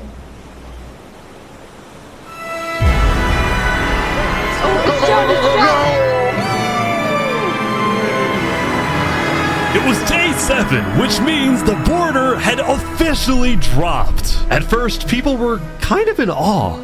Whoa, this is beautiful. Going from one island to another after all this time was a major culture shock. Is this Island 1? Whoa! And as expected, Island 1 people immediately started taking resources from Island 2. They're taking the sheep. But the flow of resources wasn't all in one direction. Probably gonna take some gravel back to Island 2. We don't have a lot of it. Still, as people from the 2 islands started meeting for the first time, they were surprisingly friendly to each other. Like these two who made a tunnel connecting the islands from underground. This is amazing! We've linked Island 1 and Island 2. For the longest time, Island 2 feared an invasion by Island 1. But on day 7, that fear completely disappeared. It became very clear that Island 1 had no interest in war. Instead, they were just happy that they could finally enjoy Island 2 for themselves. The water isn't boiling. That said, at the beginning of day 7, Lingolini made a big decision. He had decided to move out of the volcano and relocate his entire mafia to Island 2. See, this is much more organized than Island 1. After yesterday's netherite meeting, which got a little heated, Lingolini had legitimate fears that Infernus might seek revenge against him. So, hoping to live a more peaceful life, Lingolini went far away and settled in the Caste Coalition. So you're the leader of a mafia, I've heard? Yes, we are, but we might do some rebranding over here. Are you guys like violent? We weren't violent much, but we have done some political talk that has not been taken well, which is the reason why we're here. Sensing potential danger, Cass decided it was best for Lingolini to set up his home outside the Caste Coalition. That said, the Caste Coalition was now bigger than ever before. On day 7, Cass hosted a funeral for the deceased Wood Daddy, and over 100 people across both islands showed up. We are gathered here today in the cherished memory of Wood Daddy, a beacon of kindness in our community. Somebody started laughing. While Cass's influence grew, the Commonwealth was in shambles. Saps' trial yesterday was a disaster for the Commonwealth. Island 2 had entrusted the Commonwealth to run the trial of Saps. So when Saps escaped his execution, people lost all faith in the Commonwealth, which at one point was the most powerful civilization in the world. On day 7, most of the Commonwealth leaders resigned, leaving just one player, Sitzkrieg, as the sole ruler of the Commonwealth. I should have been at the start. We're actively searching for Saps right now. We will restore honor to the Commonwealth. One of Sitzkrieg's biggest goals was to find and kill Saps, but his other big goal was to regrow the Commonwealth's population, which by this point had shrunk by a lot. So he sent out a lot of public invites, especially to the people of Island 1, and it actually did work, until one of the people who moved in was Knight Arcturus, the lead builder of Westhelm, who had to flee from Westhelm because Spood had found out about his secret plans for revolution. Yeah, the Commonwealth is letting us hide out here. So as long as Spood doesn't find us, we should be okay. Speaking of fugitives, the world's biggest fugitive, Saps, was back to hiding in the jungle after miraculously escaping from his trial, although his spirits were quickly fading. Everyone thinks I'm a murderer. I just don't know what to do anymore.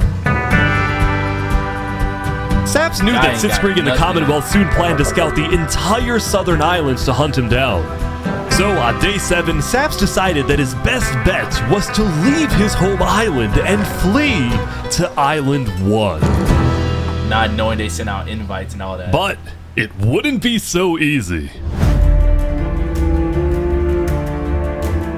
Because the border had just dropped, people were constantly going back and forth between the two islands, which means traveling by sea could be dangerous.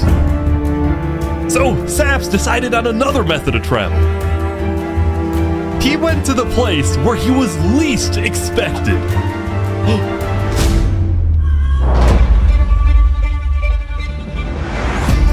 He's trying to use the bridge. No way. No way. This is OD that he's sneaking past the bridge. What the heck? What are you doing, bro?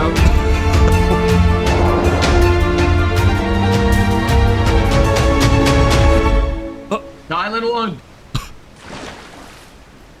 Now, instead of chasing Saps, the Luminara builders instead retreated to inform everyone else that Saps was on his way to Island 1. Saps, meanwhile, quickly sailed the rest of the way to the other island, although what happened next was unexpected. Oh, there he is. Hey, buddy. Whoa. You scared the crap out of me. Am I allowed to touch this water? Yeah, right. Yeah, you know, it's good. On the south side of the island, it's safe. It turns out, earlier, Saps had reached out to a bunch of people on Island 1, offering them 2 stacks of diamonds if they give him a safe place to hide. And out of all people to accept his offer, it was Turntap, the leader of the Covenant, the most feared and militaristic civilization on Island 1. How was the trip? I ran across the giant bridge that Luminara is building, and like all of Luminara was there. When Saps and Turntap finally arrived at the Covenant, Turntap immediately distributed Saps' diamonds to the Covenant army. But then, in a surprising move, he sent them out on a secret mission. Turntap had sent the Covenant hit squad to Island 2, but not to accomplish a goal for the Covenant per se, but actually upon the request of Infernus. Lingualini betrayed us, humiliated us. He ruined our sacred land. Yesterday, Lingualini had opened up the volcano for netherite mining, and as such, people from all across Island 1 had started mining in the volcano. And even though Lingualini had now moved out of the volcano, Sinica felt that since people were already mining, she had no choice but to let them stay. She was not happy about what Lingualini had done, and Sinica wanted revenge. Oh! They're killing the entire mafia. Another one down, baby! Oh my god. Now, the reason the Covenant was willing to do Sinica's bidding wasn't just because she let them mine for netherite before anyone else, but because as a civilization that values honor and loyalty, the Covenant didn't appreciate how Lingualini so publicly betrayed Infernus. Hey, you got a point. They found him. Hey, you ever thought about diplomacy? We could have had Island 1 at peace and world peace, and we still can, really. Oh, here they go. But over my grave, he will not be a part of it. Oh, they've got him. They've got him. Mamma mia.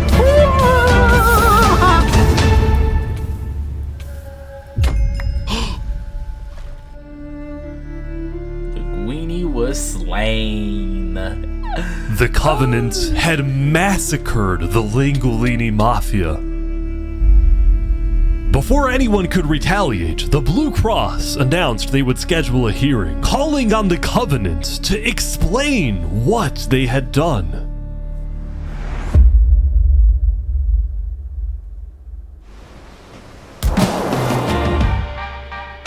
Howdy, Flux. Oh, you got some fancy armor now. Yeah, got it from Island 1. Wait, really? Earlier today, Flux and his crew had gotten their hands on a super rare armor trim by trading with the Covenant, who had picked up the armor trim from the Warden when it died. So they do get something. I was now, asking of course, that earlier, Flux had no idea that the Covenant was also trading with and harboring his arch nemesis, Saps. But he did know one thing. I heard Saps ran to Island 1, so we put out a massive bounty on his head. Flux was now determined to have Saps killed, because Saps was the only other person in the world who knew that Flux was behind the murders of all the Island 2 leaders. Basically, if Saps dies, Flux gets away with everything. And ideally, the sooner Saps dies, the better, because of incidents like yesterday. That includes the prosecution himself and their ringleader, Fluxion. Unfortunately for Flux, it didn't seem like anyone at the trial believed Saps. If anything, Saps' accusation only made people hate him more, especially the people of Luminara. Kill who that weren't happy animal. that Saps accused some of their fellow citizens. What do you want to do to Saps? Kill on sight. We hunted him down the Kill other day. on sight. We couldn't find him, but we have speculation of where he is. After the murder of their beloved leader 3 Below Zero, Luminara soon planned to host an election, and the current frontrunner was a player named Legacy. Me and my parrot, we've just been going around to different houses, knocking on doors. I think we're gonna win this thing. For a moment, Flux also considered a run for leader, although he had basically already accomplished everything he wanted to do. Look, no matter what people say, Island 1 was planning to invade us. They would have just walked right ahead. But now that we have stronger leaders, more cautious leaders, they're not gonna do that. We have world peace. And not because of a bridge, but because of me. This guy's a real evil mastermind, honestly. This guy Flux needs to go. He is Since the beginning, Flux's philosophy was simple. You can never show kindness to your enemy if your enemy wishes to destroy you. If you build a bridge, they'll use it to invade you. If you offer them aid, they'll use it to kill you. This is why Flux believed it was necessary to eliminate the Island 2 leaders who wished to be kind. But the cost of their deaths was devastating. The people of Tricolor still mourned Jofiel, building a massive statue to honor their deceased leader. We've just been trying to focus on restabilizing our nation. Obviously, the passing of Jofiel hit us pretty hard. Meanwhile, the people of Aperion had elected a new leader, but Aperion was never quite the same after the death of Alkaline Elk. The people of the Commonwealth were also in shambles, having a much smaller civilization than they started with. And even though there was some peace on Island 2, people didn't feel a sense of calm, but instead a sense of unease and revenge.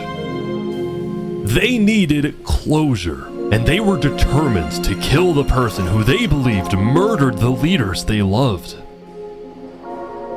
Saps knew that it was only a matter of time before someone hunts him down, or someone in the Covenant betrays him to collect the massive bounty on his head. So, Saps made a last-ditch effort to try and get a strong ally for his cause. He asked Turntap to take him to the largest nation on Island 1.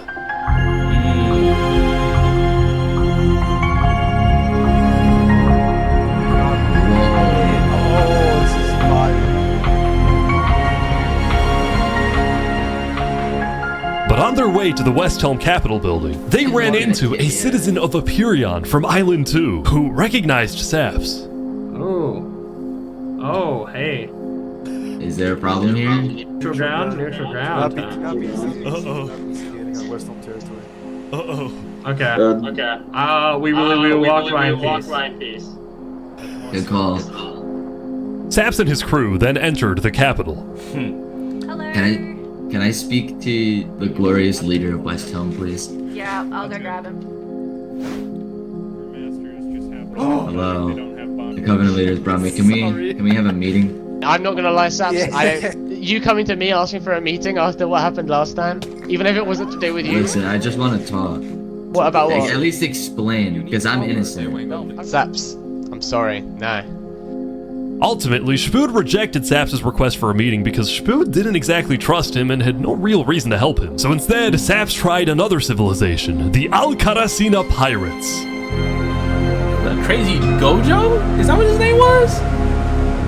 They actually built a pirate ship. Although when he arrived, things felt a little off. Now, since you're here, you have to drop all your gear. Well, about that. Wherever you think is the safer option. At the end of the day, I don't want any of you guys to get killed for something that I'm being framed for, you know? But then, suddenly... You need to leave? What? Yeah. Sorry, what? Where's he going? Turntap had realized that the pirates were planning to kill Saps to collect the massive bounty on his head. So he told Saps to run. That man whispered What's going on? You need to go, bro. One second. You gotta go back now. to Covenant, like, immediately. We probably shouldn't have come out here. Now, on their way back to the Covenant, Turntap suddenly started acting suspicious himself. Are we safe? Is everything fine? What's going on? We need to go back to Covenant right now. You need to tell me what's going on or I'm not coming with you. Dude, either like you can handle this on your own, or like just. Here, I'll explain to you on a sec. Just come on. Listen, it's hard to trust people right now, so I'm putting a lot of faith into you. This is so suspicious. As Saps ran, he pondered his choices. Either he puts his life in the hands of Turntap, who may be wanting to kill him and collect the bounty for himself, or he runs away. Now.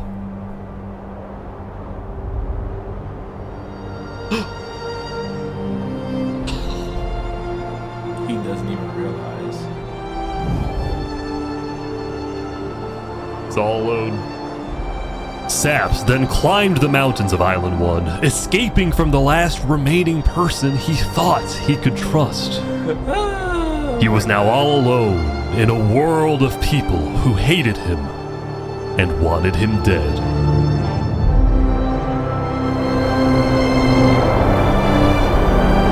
And so he ventured into the snow. So this guy and started Saps collecting is like, blocks. He's like the MC in a way. Saps, what are you doing? This guy I Saps can't is like trust the anybody. MC, bro. Flux won.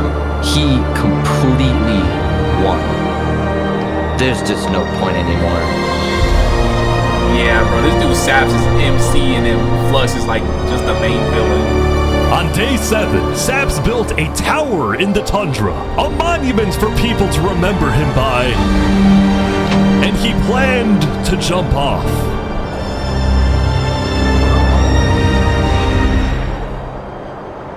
But he didn't. If I have to die, I'm gonna make sure he does too. So I'm taking you down with me.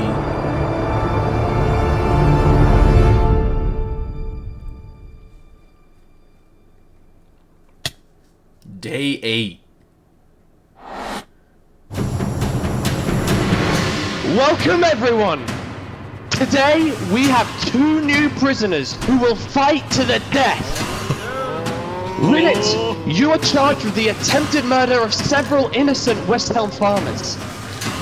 Remy, you are charged with conspiracy to murder West Helm food supplier Dinosaur. Ready, set, fight! Oh. Here they go! Look, that swing! Wait, some guy jumped in! Damn. Some guy jumped in to intervene and died. He won! Remy the Rat had won his duel in the Coliseum, and all of his crimes, including the murder of dinosaurs, were expunged from his record by Emperor Spood himself. He was now a legend, and his restaurant became more popular than ever before. He put his head on the floor. Now, it's been a busy few days for Emperor Spood. He was always working on different things. Have you seen our aqueducts? Show me your aqueducts, Spood. Look at it behind you! Look at it! So what's the use of this? I don't really know. What is the point of anything? We just build. We have too many builders, not enough ideas. Now, while Spood was an effective leader, he did have to constantly watch his back for assassins. You know, I've thwarted like 5 assassination attempts, and guess what? I've just found out about another. No way. Spood's entire reign began with him almost being killed, so he was always extra careful and sensitive about where he went and who he associated with. It's also why Spood was particularly angry when he found out that one of the people who planned to kill him was his own lead builder, Knight Arcturus. According to some of my sources, Knight Arcturus was seen in the Commonwealth earlier today. Really? Spood had sent spies across the world to find Knight Arcturus, and when they discovered he was staying at the Commonwealth, Spood immediately reached out to Sitzkrieg to request he be handed back to Westhelm. However, given that the Commonwealth was low on citizens and needed good builders, Sitzkrieg decided to reject Spood's request. I'm not just going to give up one of my builders. The Commonwealth does not give in to tyrants. This made Spood erupt with fury. Oh, I'm gonna make sure that everybody knows the Commonwealth is corrupt. They're talking.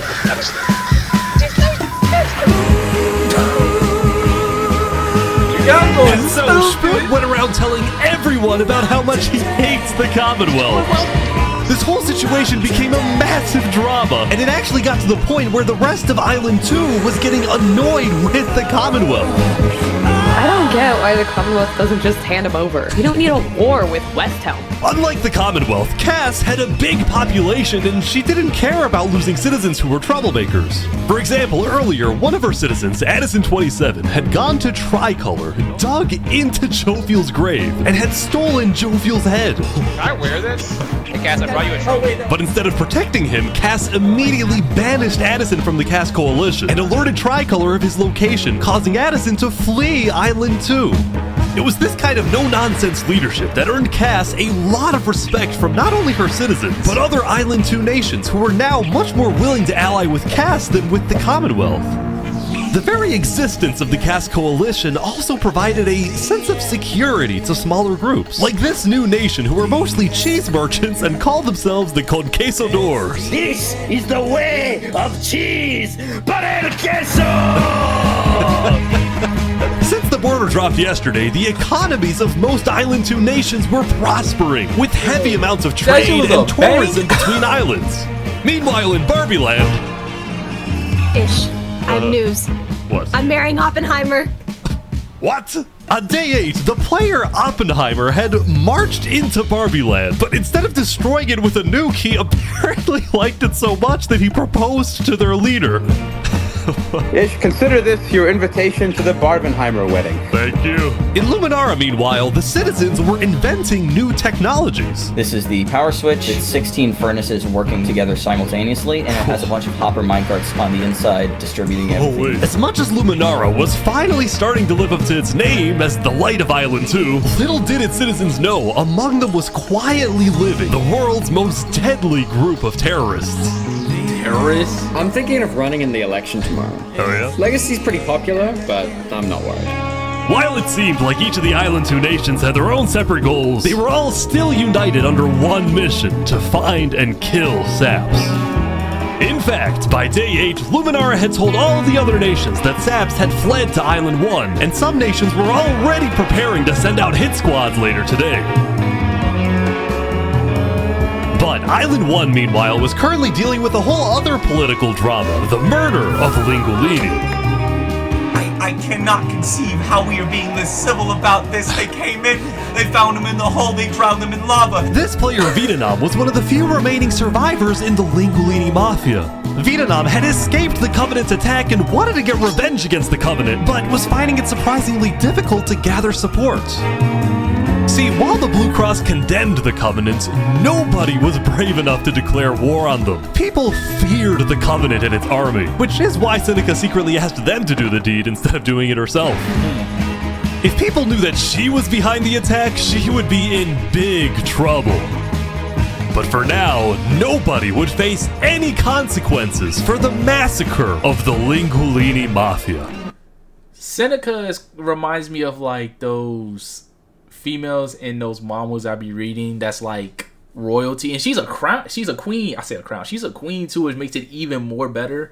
Of them like high noble or high royalty like women who are like very sneaky and, you know, mischievous. They're like they do like some like sneaky stuff in the background, and you just never know it was them. But as the reader, you know it was them. That's what Seneca reminds me of. I'm so serious.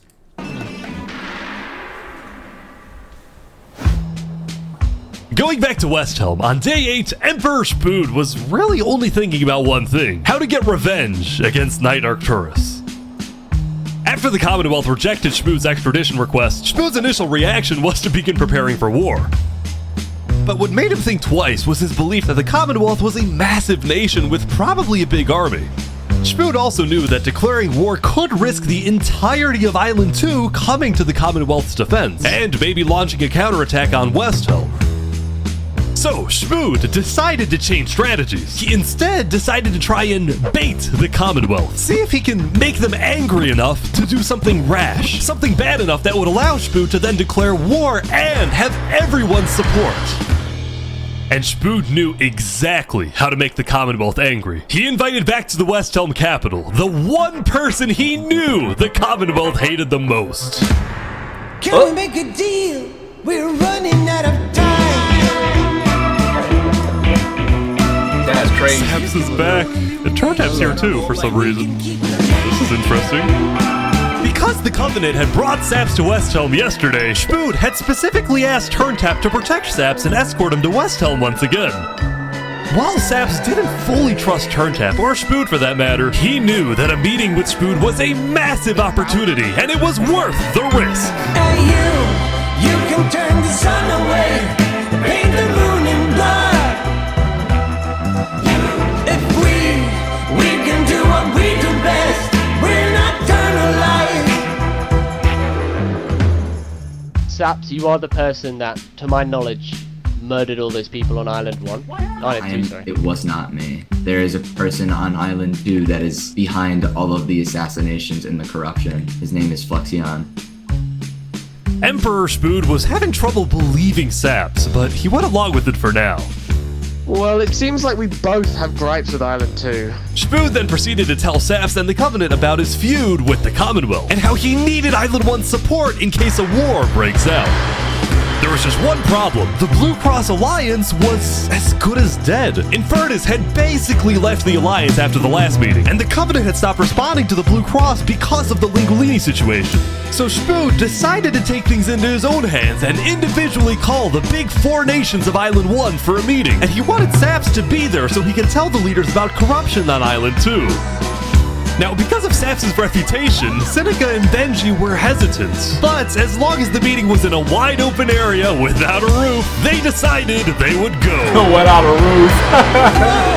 So you turned the sun away. How could you be so cruel? Ooh, hey. You wrapped the moon in ice. That's not nice. Not nice. To begin the meeting, Spood first had Saps tell his story. I've been put on trial and sentenced to death for a crime I did not commit. Spood's goal with this meeting was to convince all the leaders that Island 2 was a threat to Island 1. One of my right-hand men was murdered in cold blood by someone in association with the Commonwealth. It's one of the many injustices I've heard about on Island 2, and I want justice. Then, Turntap of the Covenant made his own statement. A few days ago, Covenant was approached by Luminara to speak of a potential trade agreement. Legacy Aeon approached me in regards to Fluxion, the guy who Saps is claiming killed everyone, which I do believe.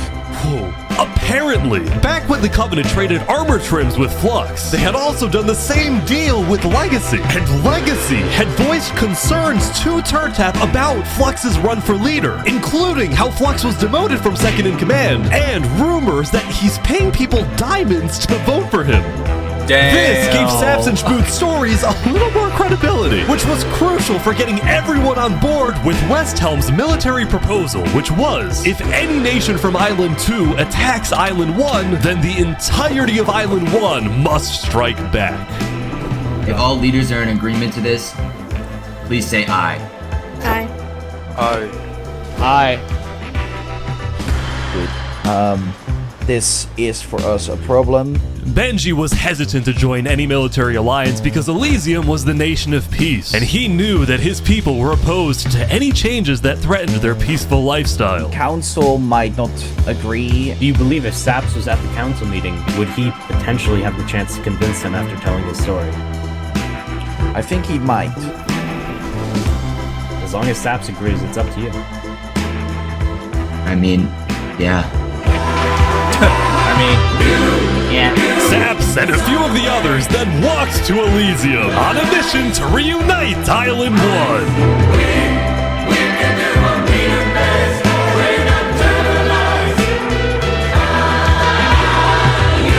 I have been framed for the mass assassination of Island 2 leaders by Fluxion and his conspirator. So many other people have died to the same tyranny and corruption that has been on Island 2. I'm just so lucky to be alive and share my story with you guys. But as Saps spoke, the people of Elysium still had some doubts. Against the corruption in Island 2, which is... But who? What does that mean? That's vague. What is the corruption? Elysium wasn't convinced that potential corruption on another island was enough of a reason for Elysium to get involved. But then, suddenly... A few days ago... What the... What is this? About 15 members of the West Helm army had inexplicably walked right through Elysium. They quickly left, but it certainly didn't help the tensions. Nonetheless, the proceedings continued. They're being rushed here to pressure us. We're going to be deciding whether Elysium citizens would go to war. I think Elysium citizens need to have a say in that. Yeah, true. After even more deliberation and after even more time passed. Excuse me, you have to say something important. The troop of people that came by, they are apparently the military from West Helm. We have reasonable suspicions to believe they are going to launch an invasion of Island 2 in the next, 5 minutes. I do not know. What are you talking? Emperor Spood had grown impatient. After Spider informed him that progress was stalling, Spood had decided to send a squadron of the West Helm army into the Commonwealth's territory to find and arrest Night Arcturus. Oh boy, they're almost there, I think. This is W storytelling. Literally like a Minecraft anime. Somewhat, if I'm being honest. Yo! Hello, Ben. We are here peacefully. We're simply looking for a man by the name of Knight_Arcturus. Alright. We don't have him. We do not know where he's at. We have not seen him, nor have we heard from him. We don't have him. Where are they going? Is that it? With their first plan failing, West Helm went to plan B. Shield wall, shield wall. What the? What's happening, guys? They're forming a shield wall. They're forming a shield wall outside. Everyone leave. We're getting out of here. Yeah. Everyone bail, bail. The West Helm squadron had successfully intimidated the Commonwealth leadership into fleeing their own nation. West Helm then went around, searching every house, every mine, every crevice of the Commonwealth. But ultimately, Night Arcturus was nowhere to be found.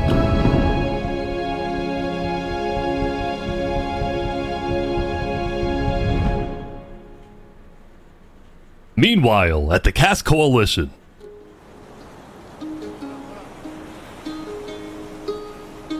Hey, can I run something by you real quick?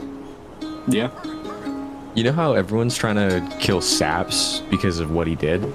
And then during his trial, he was all like, Luminara was behind this. Luminara built the trap. The leadership in Luminara helped me build the meeting area. That includes the prosecution himself, Thomas 5200, and their ringleader, Fluxion. So, I was sailing past Saps' place a few days ago. God, this dude is digging. For what? This dude is digging. You see that? You see that guy? Yeah. Isn't that Flux? Yeah, kind of looks like him. Yeah. What's he doing at Saps' place? And why is he gathering blocks? You go to show Cass. What do you think? Interesting.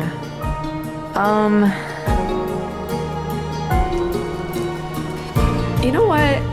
Go show this to Tricolor. And probably also Hyperion. I'm on it.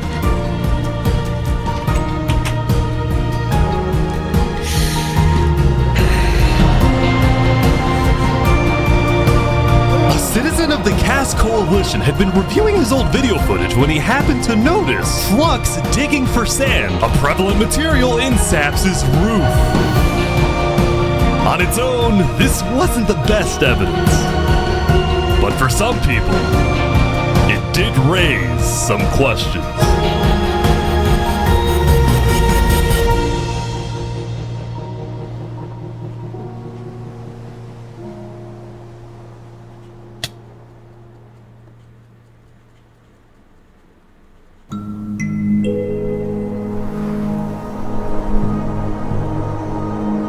Yesterday, Saps had spent the day getting brought into meetings with the most important people on Island 1, and he didn't really know what to make of this.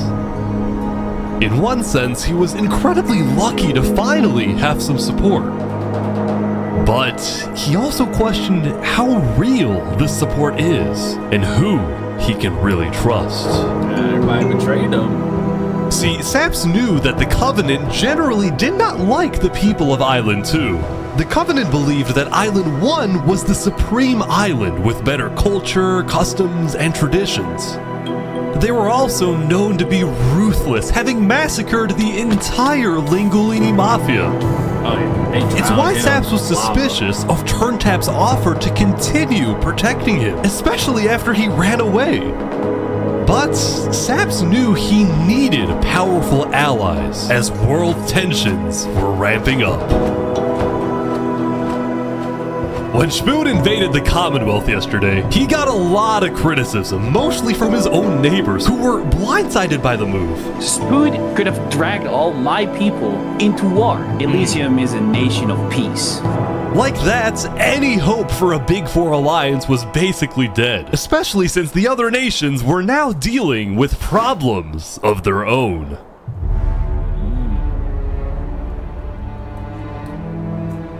Earlier yesterday, Queen Seneca had found out that Elysium's newspaper, Daybreak Media, had somehow found out that she had directed the Covenant to kill Lingolini. This is why Seneca was so quiet yesterday during the Island 1 snow meeting. She knew this story would be coming out, and she was trying to figure out how she would respond. And on day 9, she made her decision. To dissuade people from invading Infernus, she would show strength by doubling down and hold a joint ceremony with the Covenant, parading around Lingolini's head.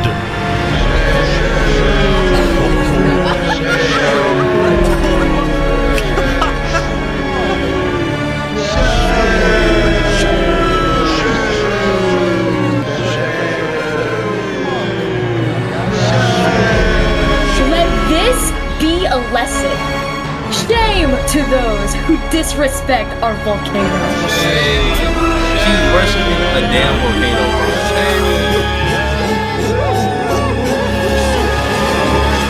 Meanwhile, on the other side of the island, the Blue Cross was hosting a meeting. Vietnam, I'm getting word that Infernus is having a ceremony to burn the head of Mario. If I can't get his head back, then it's war. I will put my hands around each and every one.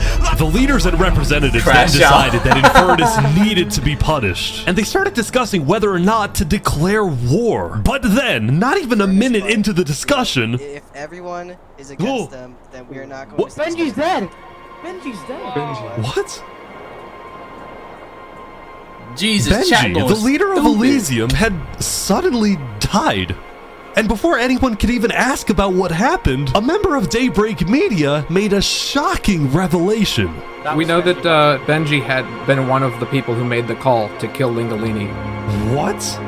Apparently, Benji had admitted to Daybreak Media that he, alongside Infernus, had approved the killing of Lingolini.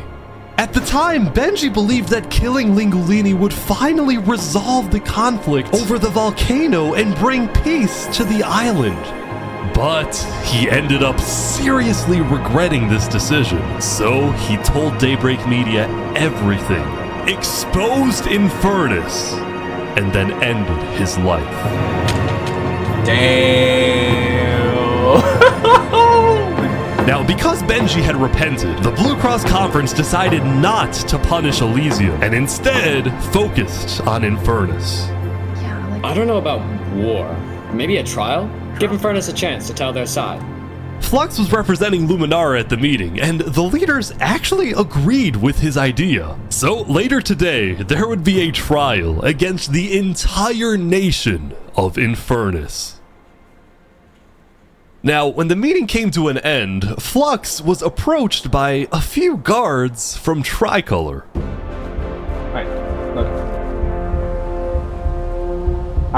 We know about the assassinations, all right? What assassinations? You're under arrest. You're coming to Tricolor. You're gonna have a fair trial. Just come with us. What are you talking about? Tricolor had issued an arrest warrant for Flux after they obtained incriminating video evidence from a citizen of the Caste Coalition. Yo, being dude's possibly under responsible arrest for the death of Joe Field in any capacity. What are you talking about? We know Seraphim was guilty of that. There are concerns that you may have been involved in other ways. If you believe yourself innocent, I believe that you are. I trust that you're innocent because you told me you were. But right now, the most important thing you can do is simply go to the trial and prove that you're correct, which I believe This you is are, an okay? outrage against Luminara. I cannot No. believe that you would accuse me of this. Now, the truth was, Tricolor wasn't necessarily convinced that Flux was guilty. They just wanted Flux to go to trial so that he could answer their questions about the videotape. Why didn't you not bring this up beforehand? So if you were meeting, run away. You're seriously scared that I'm going to run away from a trial. You agree after what happened with the Commonwealth, we could never be too careful about stuff like that. We're both Fine. not. Fine, I will go. But this is an outrage. All right, let's go. We're gonna Guys, remember. tweaking We out. will not stand for this. Because if you didn't do nothing wrong, it's like, all right, let's go. Like, why you keep stopping, bro? He's like stopping every few seconds. We'll stop. Don't worry about it. The group then passed through Elysium and were about to sail off to Island 2 until...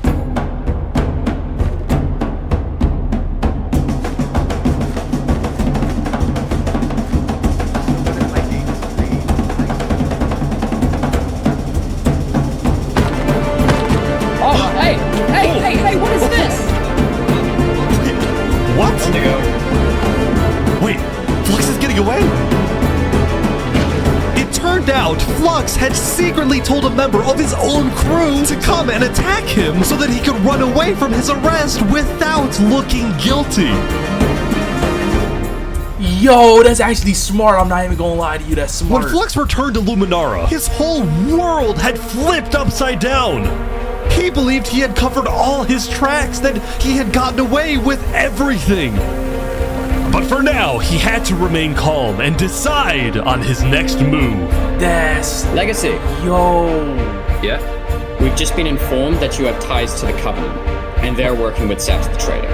So the problem is, we're afraid you're a national security threat. You have two choices right now. You either drop out of the election this instant, or we can do this the hard way. Oh, that's tough. Alright. By forcing Legacy to drop out of the election, Flux had automatically become the leader of Luminara. Which means if Tricolor still wanted to arrest him, they wouldn't be able to just walk ahead and take him. They would have to invade Luminara itself. This guy is a top tier villain. Oh my god. Yo. Guy's a straight antagonist. Yesterday, Emperor Spoon had caused a lot of chaos with his failed attempts to capture Night Arcturus. So he spent day 9 repairing relationships, but also forming new ones. For example, earlier, Spoon had received a message from a player named Addison27 who wanted to sell Joe Fuel's head in exchange for netherite. Spoon accepted the deal, gave Addison a place to meet him at, but then he gave Addison's location straight to Tricolor. Armor. Show us the head. Yeah, there it is. Oh no. Give it right now. I got it. Now, this actually led to an alliance between Westhelm and Tricolor, the first ever multi-island alliance, and a strategic move by Spoon to befriend the neighbors of the Commonwealth. Later, like Spoon so also many, like, visited the internal Covenant wars after he going on. heard about some civil unrest going on. So they all just left, just like that? Apparently, about half of the Covenant's entire population had decided to leave the Covenant. This is because they believed TurnTap was betraying the Covenant's values by constantly trading and associating with Island 2. And what made a lot of them really angry was the fact that TurnTap was making them protect Saps. See, originally, TurnTap had only brought Saps in to get diamonds for his army, but the more he heard about Saps' story, the more he became captivated by Saps and wanted to help him. In fact, the reason TurnTap had acted strangely on day 7 wasn't because he was thinking about killing Saps. It was because he had just saved Saps from the Alcaracina pirates, and he was worried that the pirates would attack the Covenant in retaliation. Walk ahead. Anyway, now that Turntap had the pirates against him, as well as much of the Covenant forces, which Turntap himself had trained to be ruthless, it's fair to say that his life was in grave danger. But before he and Spood could figure out a solution, the Covenant suddenly had a surprise visitor. Come here, you're under arrest. Uh-oh. Yo, they're trying to kill me? You killed our leaders. You destroyed our island. After days upon days of searching, the Commonwealth had finally found Saps. It's literally the guy. Saps is now hiding. This player, Zekor, was now the main diplomat of the Commonwealth, and he knew that this was his opportunity to finally kill Saps. The last thing he needed to do was to convince Spood to hand Saps over. Spood, come here. Please, let's have a talk. Let's have a chat. And are you a friend of this criminal behind you? Alright. Could you guys come inside? Oh boy. Here we go. We can put all of our fighting behind us. I propose a trade. You give me Saparada, and the Commonwealth gives you Knight Arcturus. Oh wow. RT for Saps. I mean, where would this happen? You can let us take Saparada now, and then we can kill Arcturus for you. No, don't kill him. He needs to fight in the Colosseum. Alright, we can make that work as well. Wait, so you're saying you know where he is? He's shaking. Interesting, because he's shaking his Siegfried head. said he didn't. Okay. We don't have him. We do not know where he's at. Look, he comes back every now and then. We'll find him. Really? Is that so? Why would I lie? So you'll find him for me. Spood, don't do this. Look, Spood, I have to be honest. I'm shocked that you're defending this criminal. Either you accept this deal right now, or I tell everyone from back home that you're harboring Saparada. They'll all declare war on you, and this will be the end of Westhelm.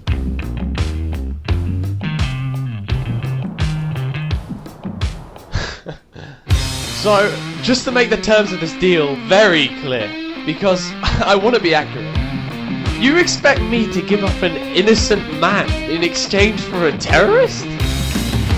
Is that really your offer? He's not innocent. This is very movie quality.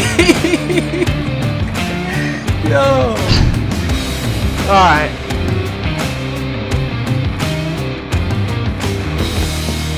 Get out. Now. Deep in the face.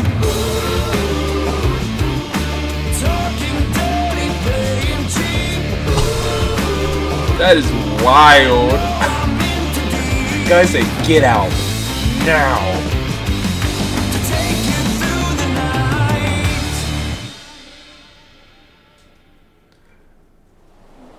Soon, it would be time for the trial of Infernus, which had become a very anticipated event because Seneca had told everyone that she actually planned to attend. As such, Turntap would be there to help her, which meant Saps also had to go. He wanted the Covenant's protection, which would actually come in handy. What? Saps getting attacked. Oh no. Oh boy, Sap's getting attacked again.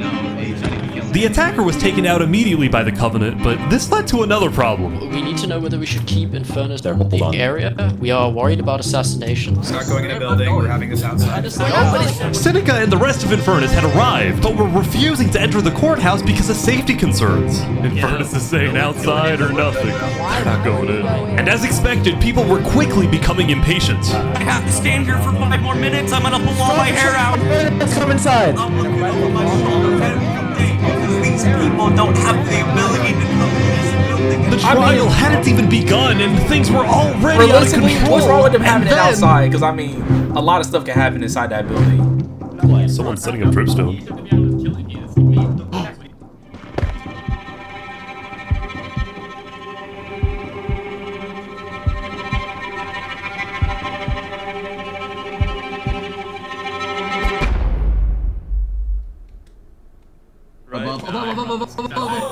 Oh!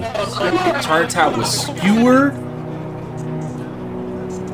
And like that, Turntap was dead, killed by two disgruntled former citizens of the Covenant who had come back for revenge. Run, they're trying to kill us. Burn us back to the castle. Queen Seneca directed her people and all the remaining Covenant forces, who were now leaderless, to retreat to the Infernus Castle.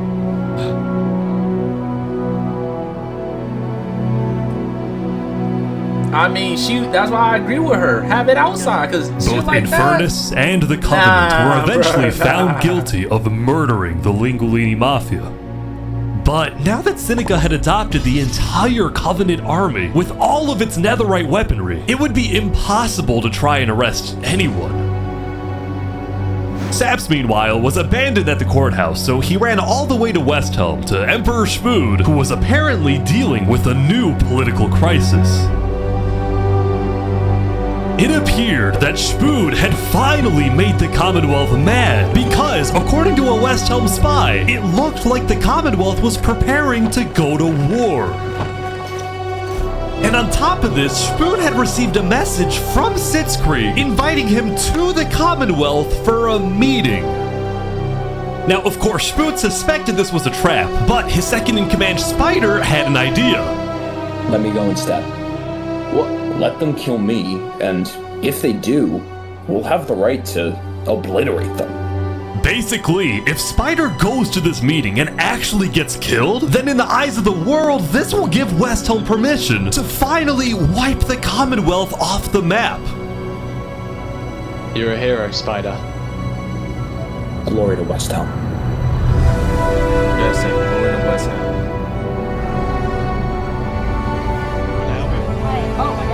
These guys are all waiting for something to happen.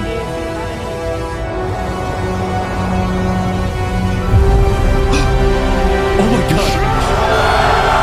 Yep, he was slain. This is it! Spider! Oh shit! Yup! They got ready for war.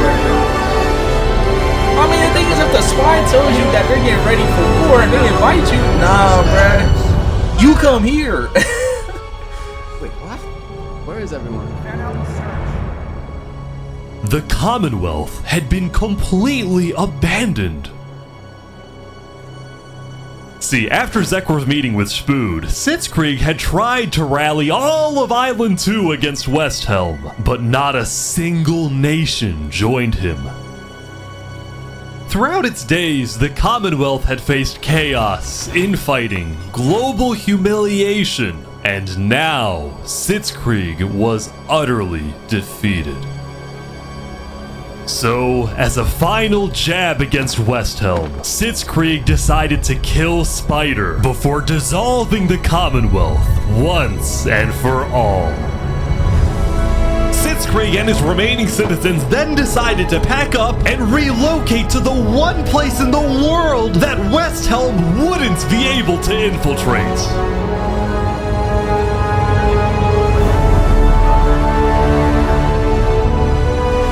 It went to her, Seneca. Good morning, guys. Welcome to Infernus. Thank you, Seneca. There are so many people. Oh my god. Infernus is massive. That's wild.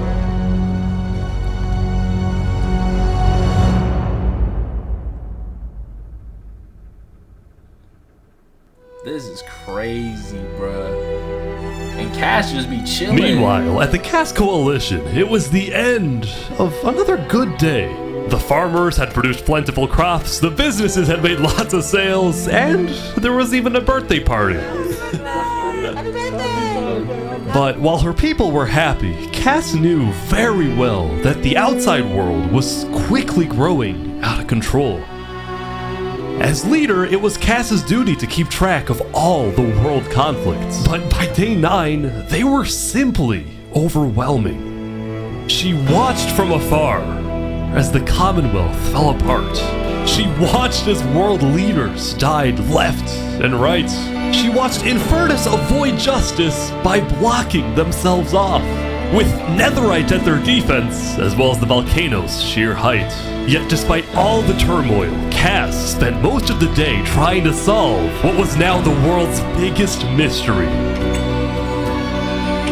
Who had really murdered all the Island 2 leaders? Was it Saps, or was it Flux? See, earlier at the Blue Cross meeting, members of the Cass Coalition were listening carefully. Covenant was propagating anti-Island 2 propaganda, which is ridiculous. Yeah, we didn't agree with that. Island 1 never had beef with you guys. It was really just a covenant. They can see that Island 1 is gearing up to invade us. Then at least they'll know I tried to warn them when Island 1 comes and kills us all. But the Covenant was going to invade us, right? Honestly, probably not. I think they were just trying to scare you guys.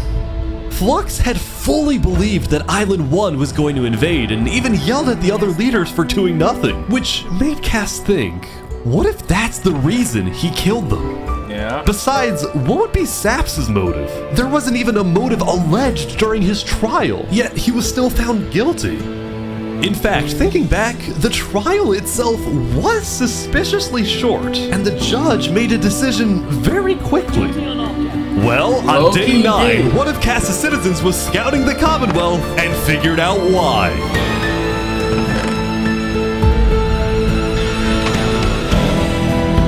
Flux had bribed the judge to ensure Saps was found guilty. When Cass discovered this, she immediately called for a meeting with local leaders. It's been Flux this whole time. I'm so mad. He needs to die. I never thought I'd say this, but you have my permission to invade Luminara. Okay, I'll tell my guys to prepare for battle. No, there won't be a battle. We go in, we take him out, we leave. Got it? Sounds good. Alright, first thing tomorrow.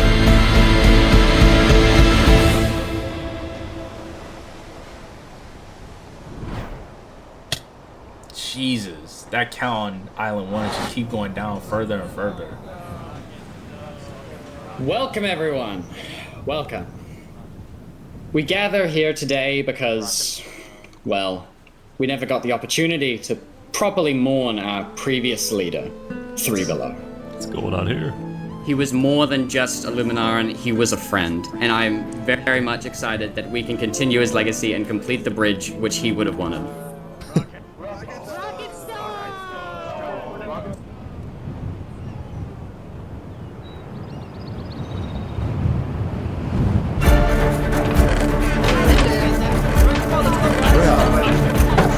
Alright, let's go! And so, the Cass Coalition set off on their mission to kill Flux once and for all. On the way, Cass stopped at Aperion to rally their people. We've found the person responsible for the multiple leader assassinations, including the assassination of your own president. Are we ready to fight for Luminara and for justice? The plan was simple. Aperion would invade Luminara from the south, while the Cass Coalition approaches from the sea so that Flux can't escape.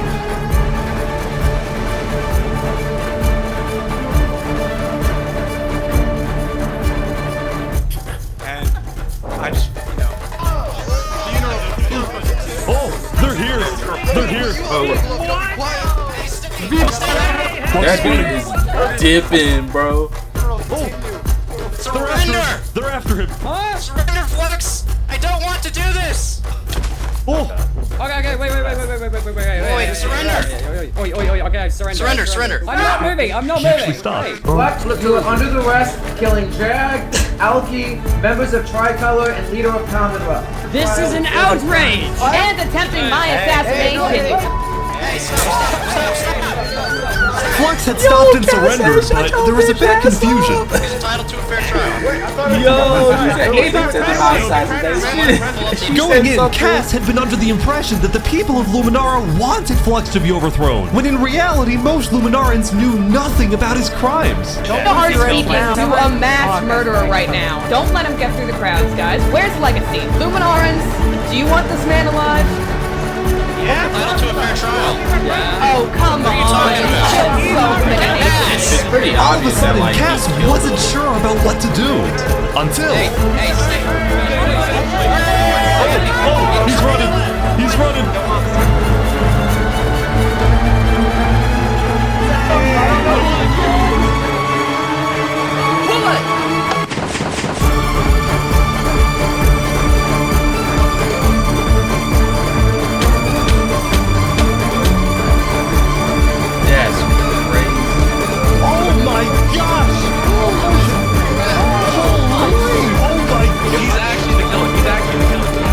Flux had killed 5 people using a secret trap he had built the day before. This bought him just enough time to escape.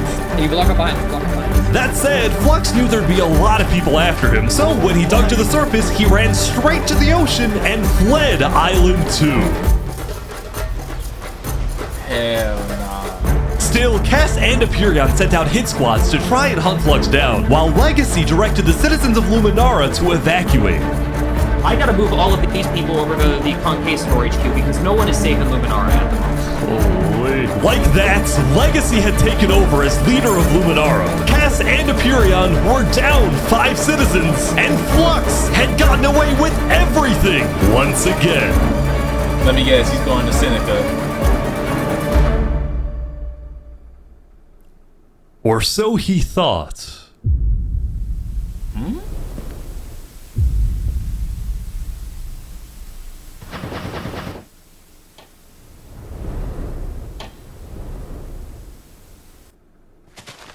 I am so confused on what's happening right Oh my god! Oh my god! Oh my god! Oh my god. Oh my god! When Flux's trap went off, the rest of the world had a lot of questions. Was that in Luminara? That was Flux? Wait, Flux killed those people? Yeah. So on day 10, word began to spread about what had happened. That was Flux's trap? Yeah, Flux built that trap. Which made people think, was Flux behind the murders of the Island 2 leaders after all?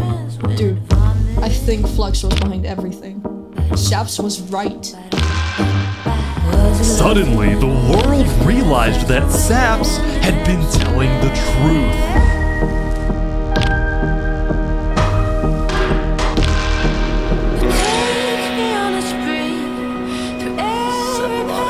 Sap, how do you feel?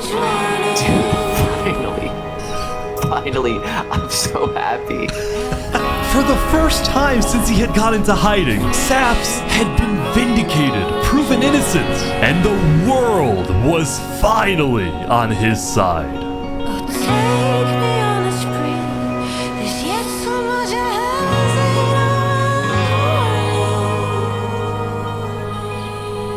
And now, instead of hunting for Saps, all of Island 2 was determined to find Flux.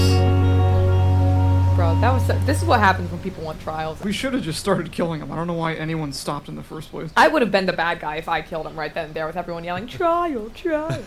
But the search for Flux didn't take long. I mean, so you're not just wrong. Flux going up the volcano. Oh, you're kidding. Layer by layer, I didn't know narrowness in my childhood. Queen Seneca had offered Flux refuge at Infernus under the condition that he and his crew build deadly traps all around the volcano perimeter so that nobody can break in. But the rest of the world was unfazed. Yeah, they're gonna pay for what they did. Yep. On day 10, all of Island 2 joined the Tricolor West Helm Alliance and declared war against Infernus. This is literally like the rest of the world versus Infernus. Like, we infiltrate the volcano for Spider and for Owo. And I just want to say, if I die today, I love you all. Glory to West Ham! Leguini! He was my brother! He was everyone's brother! And they took him from us! They took him!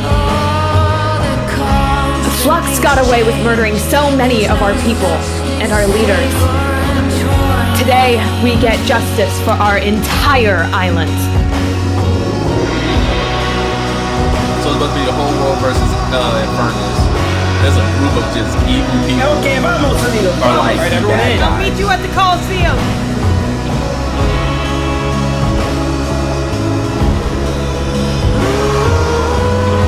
Let's go, let's go. Alright, let's go everyone.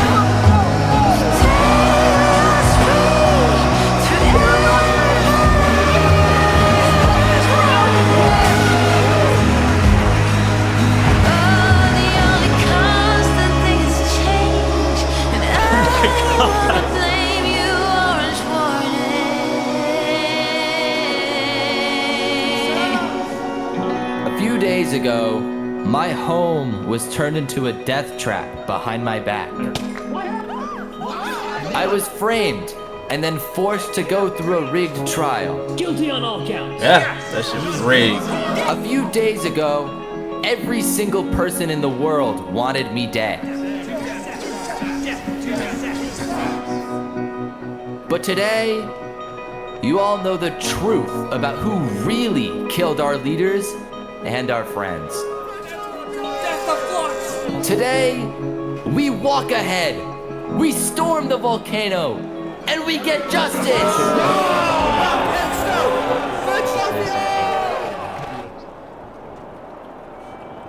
Thank you, Saps. Alright, everyone, listen up.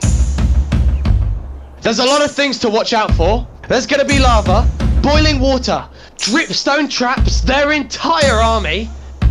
They have the height advantage and netherite armor, but we have numbers. So let's stick together and let's win this thing! Come on! Alright, here we go! It's a fat army.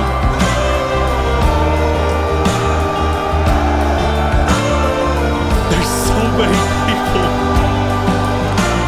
You make me all blind with your civil rights. You demand that I eternize your name.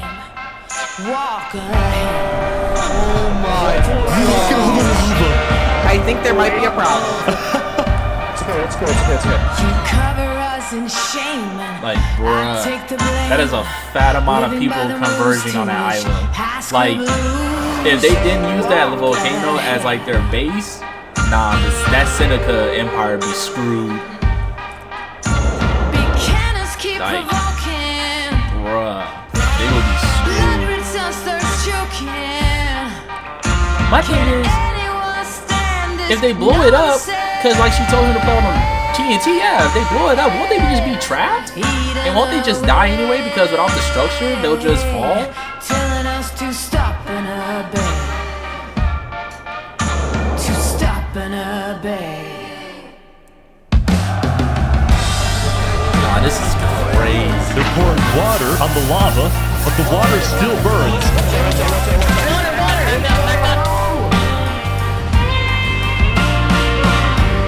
Okay, send out the covenant now, right now. Go. Oh, big fighting on the ground right now.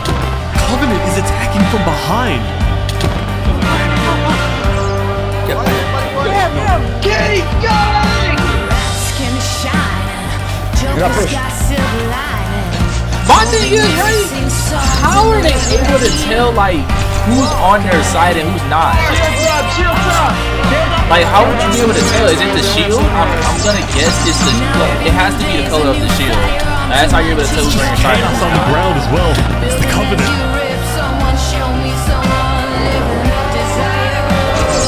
Get down off our mountain.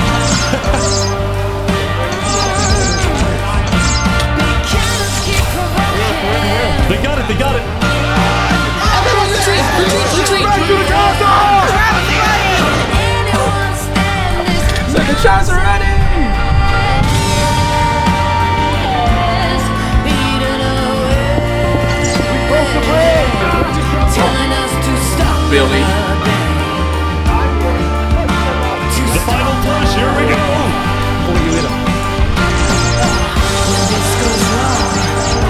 I ain't gonna lie, if they just keep building and keep pushing, they could probably win. They're in! Boom! Oh my gosh! Whoa! Look out for the hole! Watch out for the hole.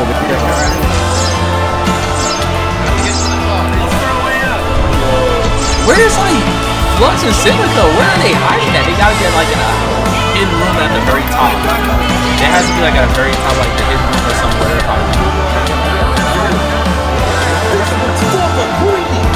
Did you want the queen? Yep, at the very top.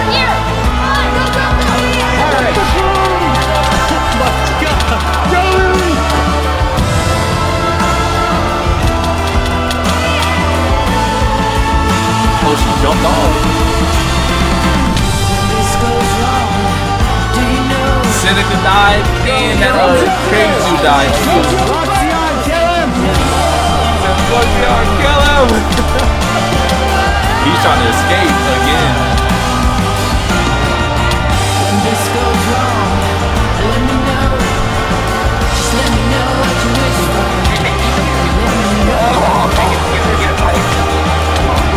What you wish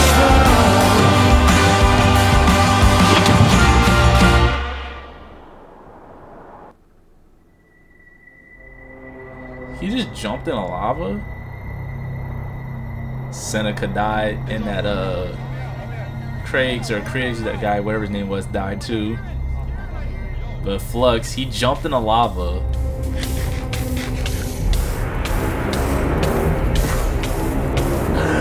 Yo! What is this guy, bro? Yo, what is this guy? Surely not.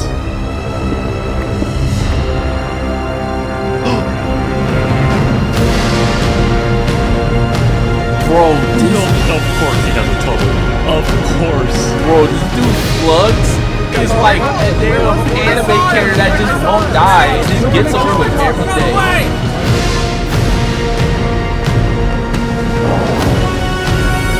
He's missing? Hold on.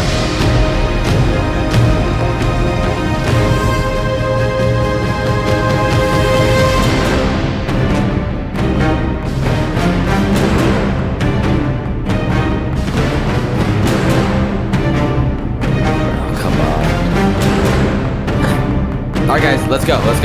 I'll be there. You know, this remind me of that one call that Makarov and Price had at that last mission in 2008 or 2010 MW3. That's what this reminds me of. My warriors renew. This is really what that reminds me of. No way.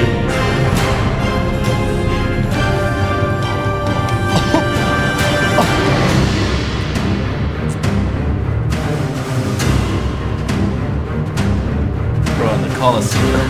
That's wow, crazy. You actually showed up. Can't say no to a friend, can I? Let's make this a fair fight, okay? Flux. Look at all these people dying right now because of you. You know, Saps, none of this would have happened if you had died like you were supposed to. I'm sorry for everything you've had to go through.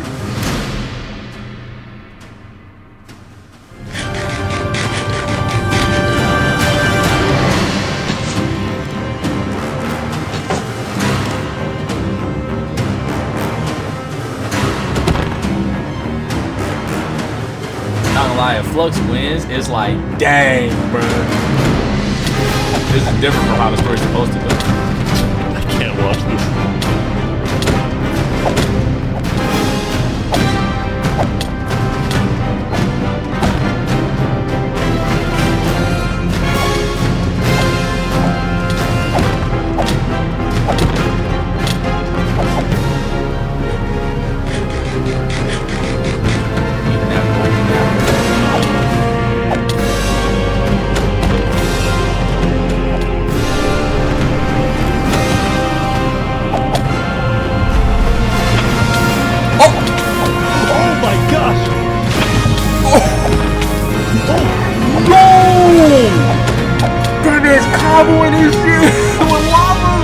how he's running.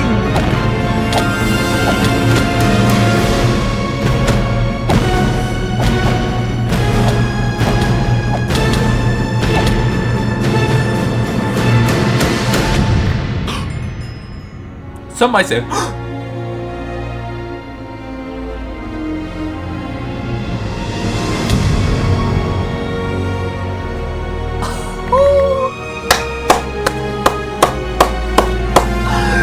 yo, we killed that villain. Oh my! Telling you, bro, this man Saps was definitely that MC, bro. He was the MC from the very start. You just didn't know. Saps had killed Flux, and with that, Flux's reign of terror was over. Oh, but that dude escaped.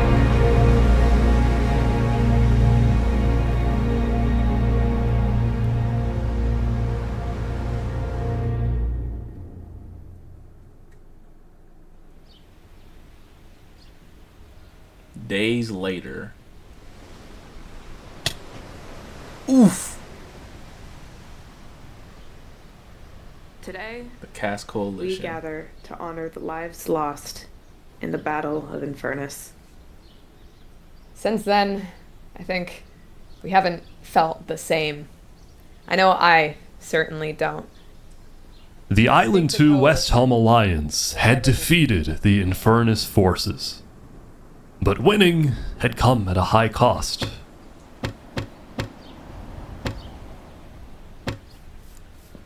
Oh man. After the war, people across the world took time to mourn their Got a whole dead, gravesite. reflect upon the battle, and then, eventually, decide how to move on.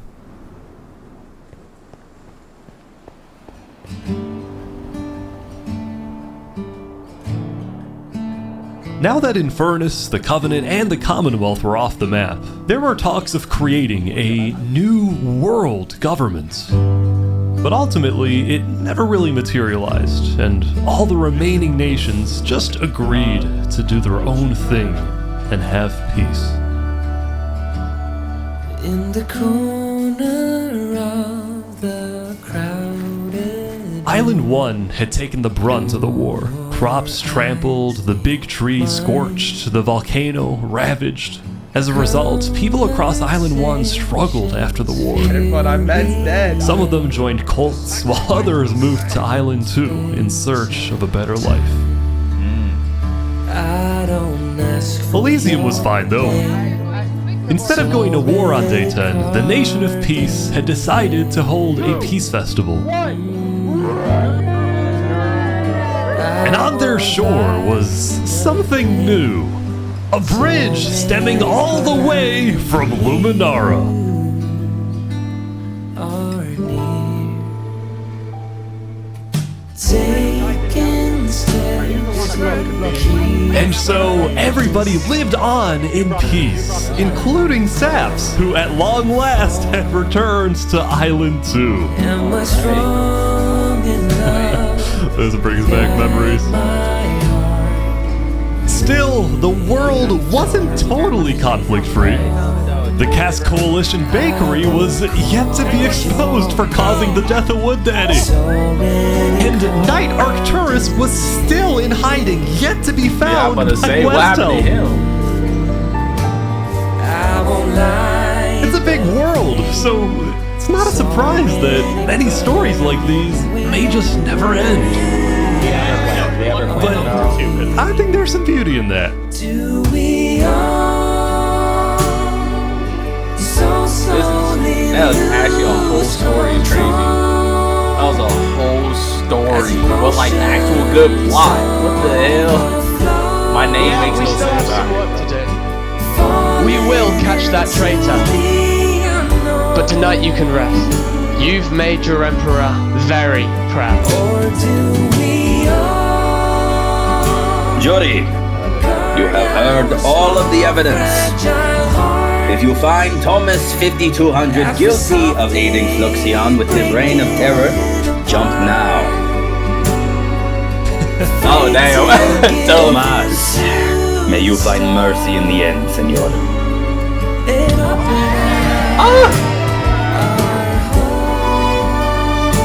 When we first met, I ran away screaming from you because I thought you were gonna blow up my nation and kill all my citizens. But after we talked a little bit for like 5 minutes, I realized you could blow up my nation and kill all my citizens. But that doesn't mean you will. Barbie, do you take Oppenheimer to be your one and only canon? I do. Oppenheimer, same thing. I do. Same thing. Now, at this time, Barbie and Oppenheimer have requested that instead of rings, they will both exchange something slightly different. If you would please turn your attention to the nuclear bomb that's behind us. 3, 2, 1. Ah, so it did come in handy for something.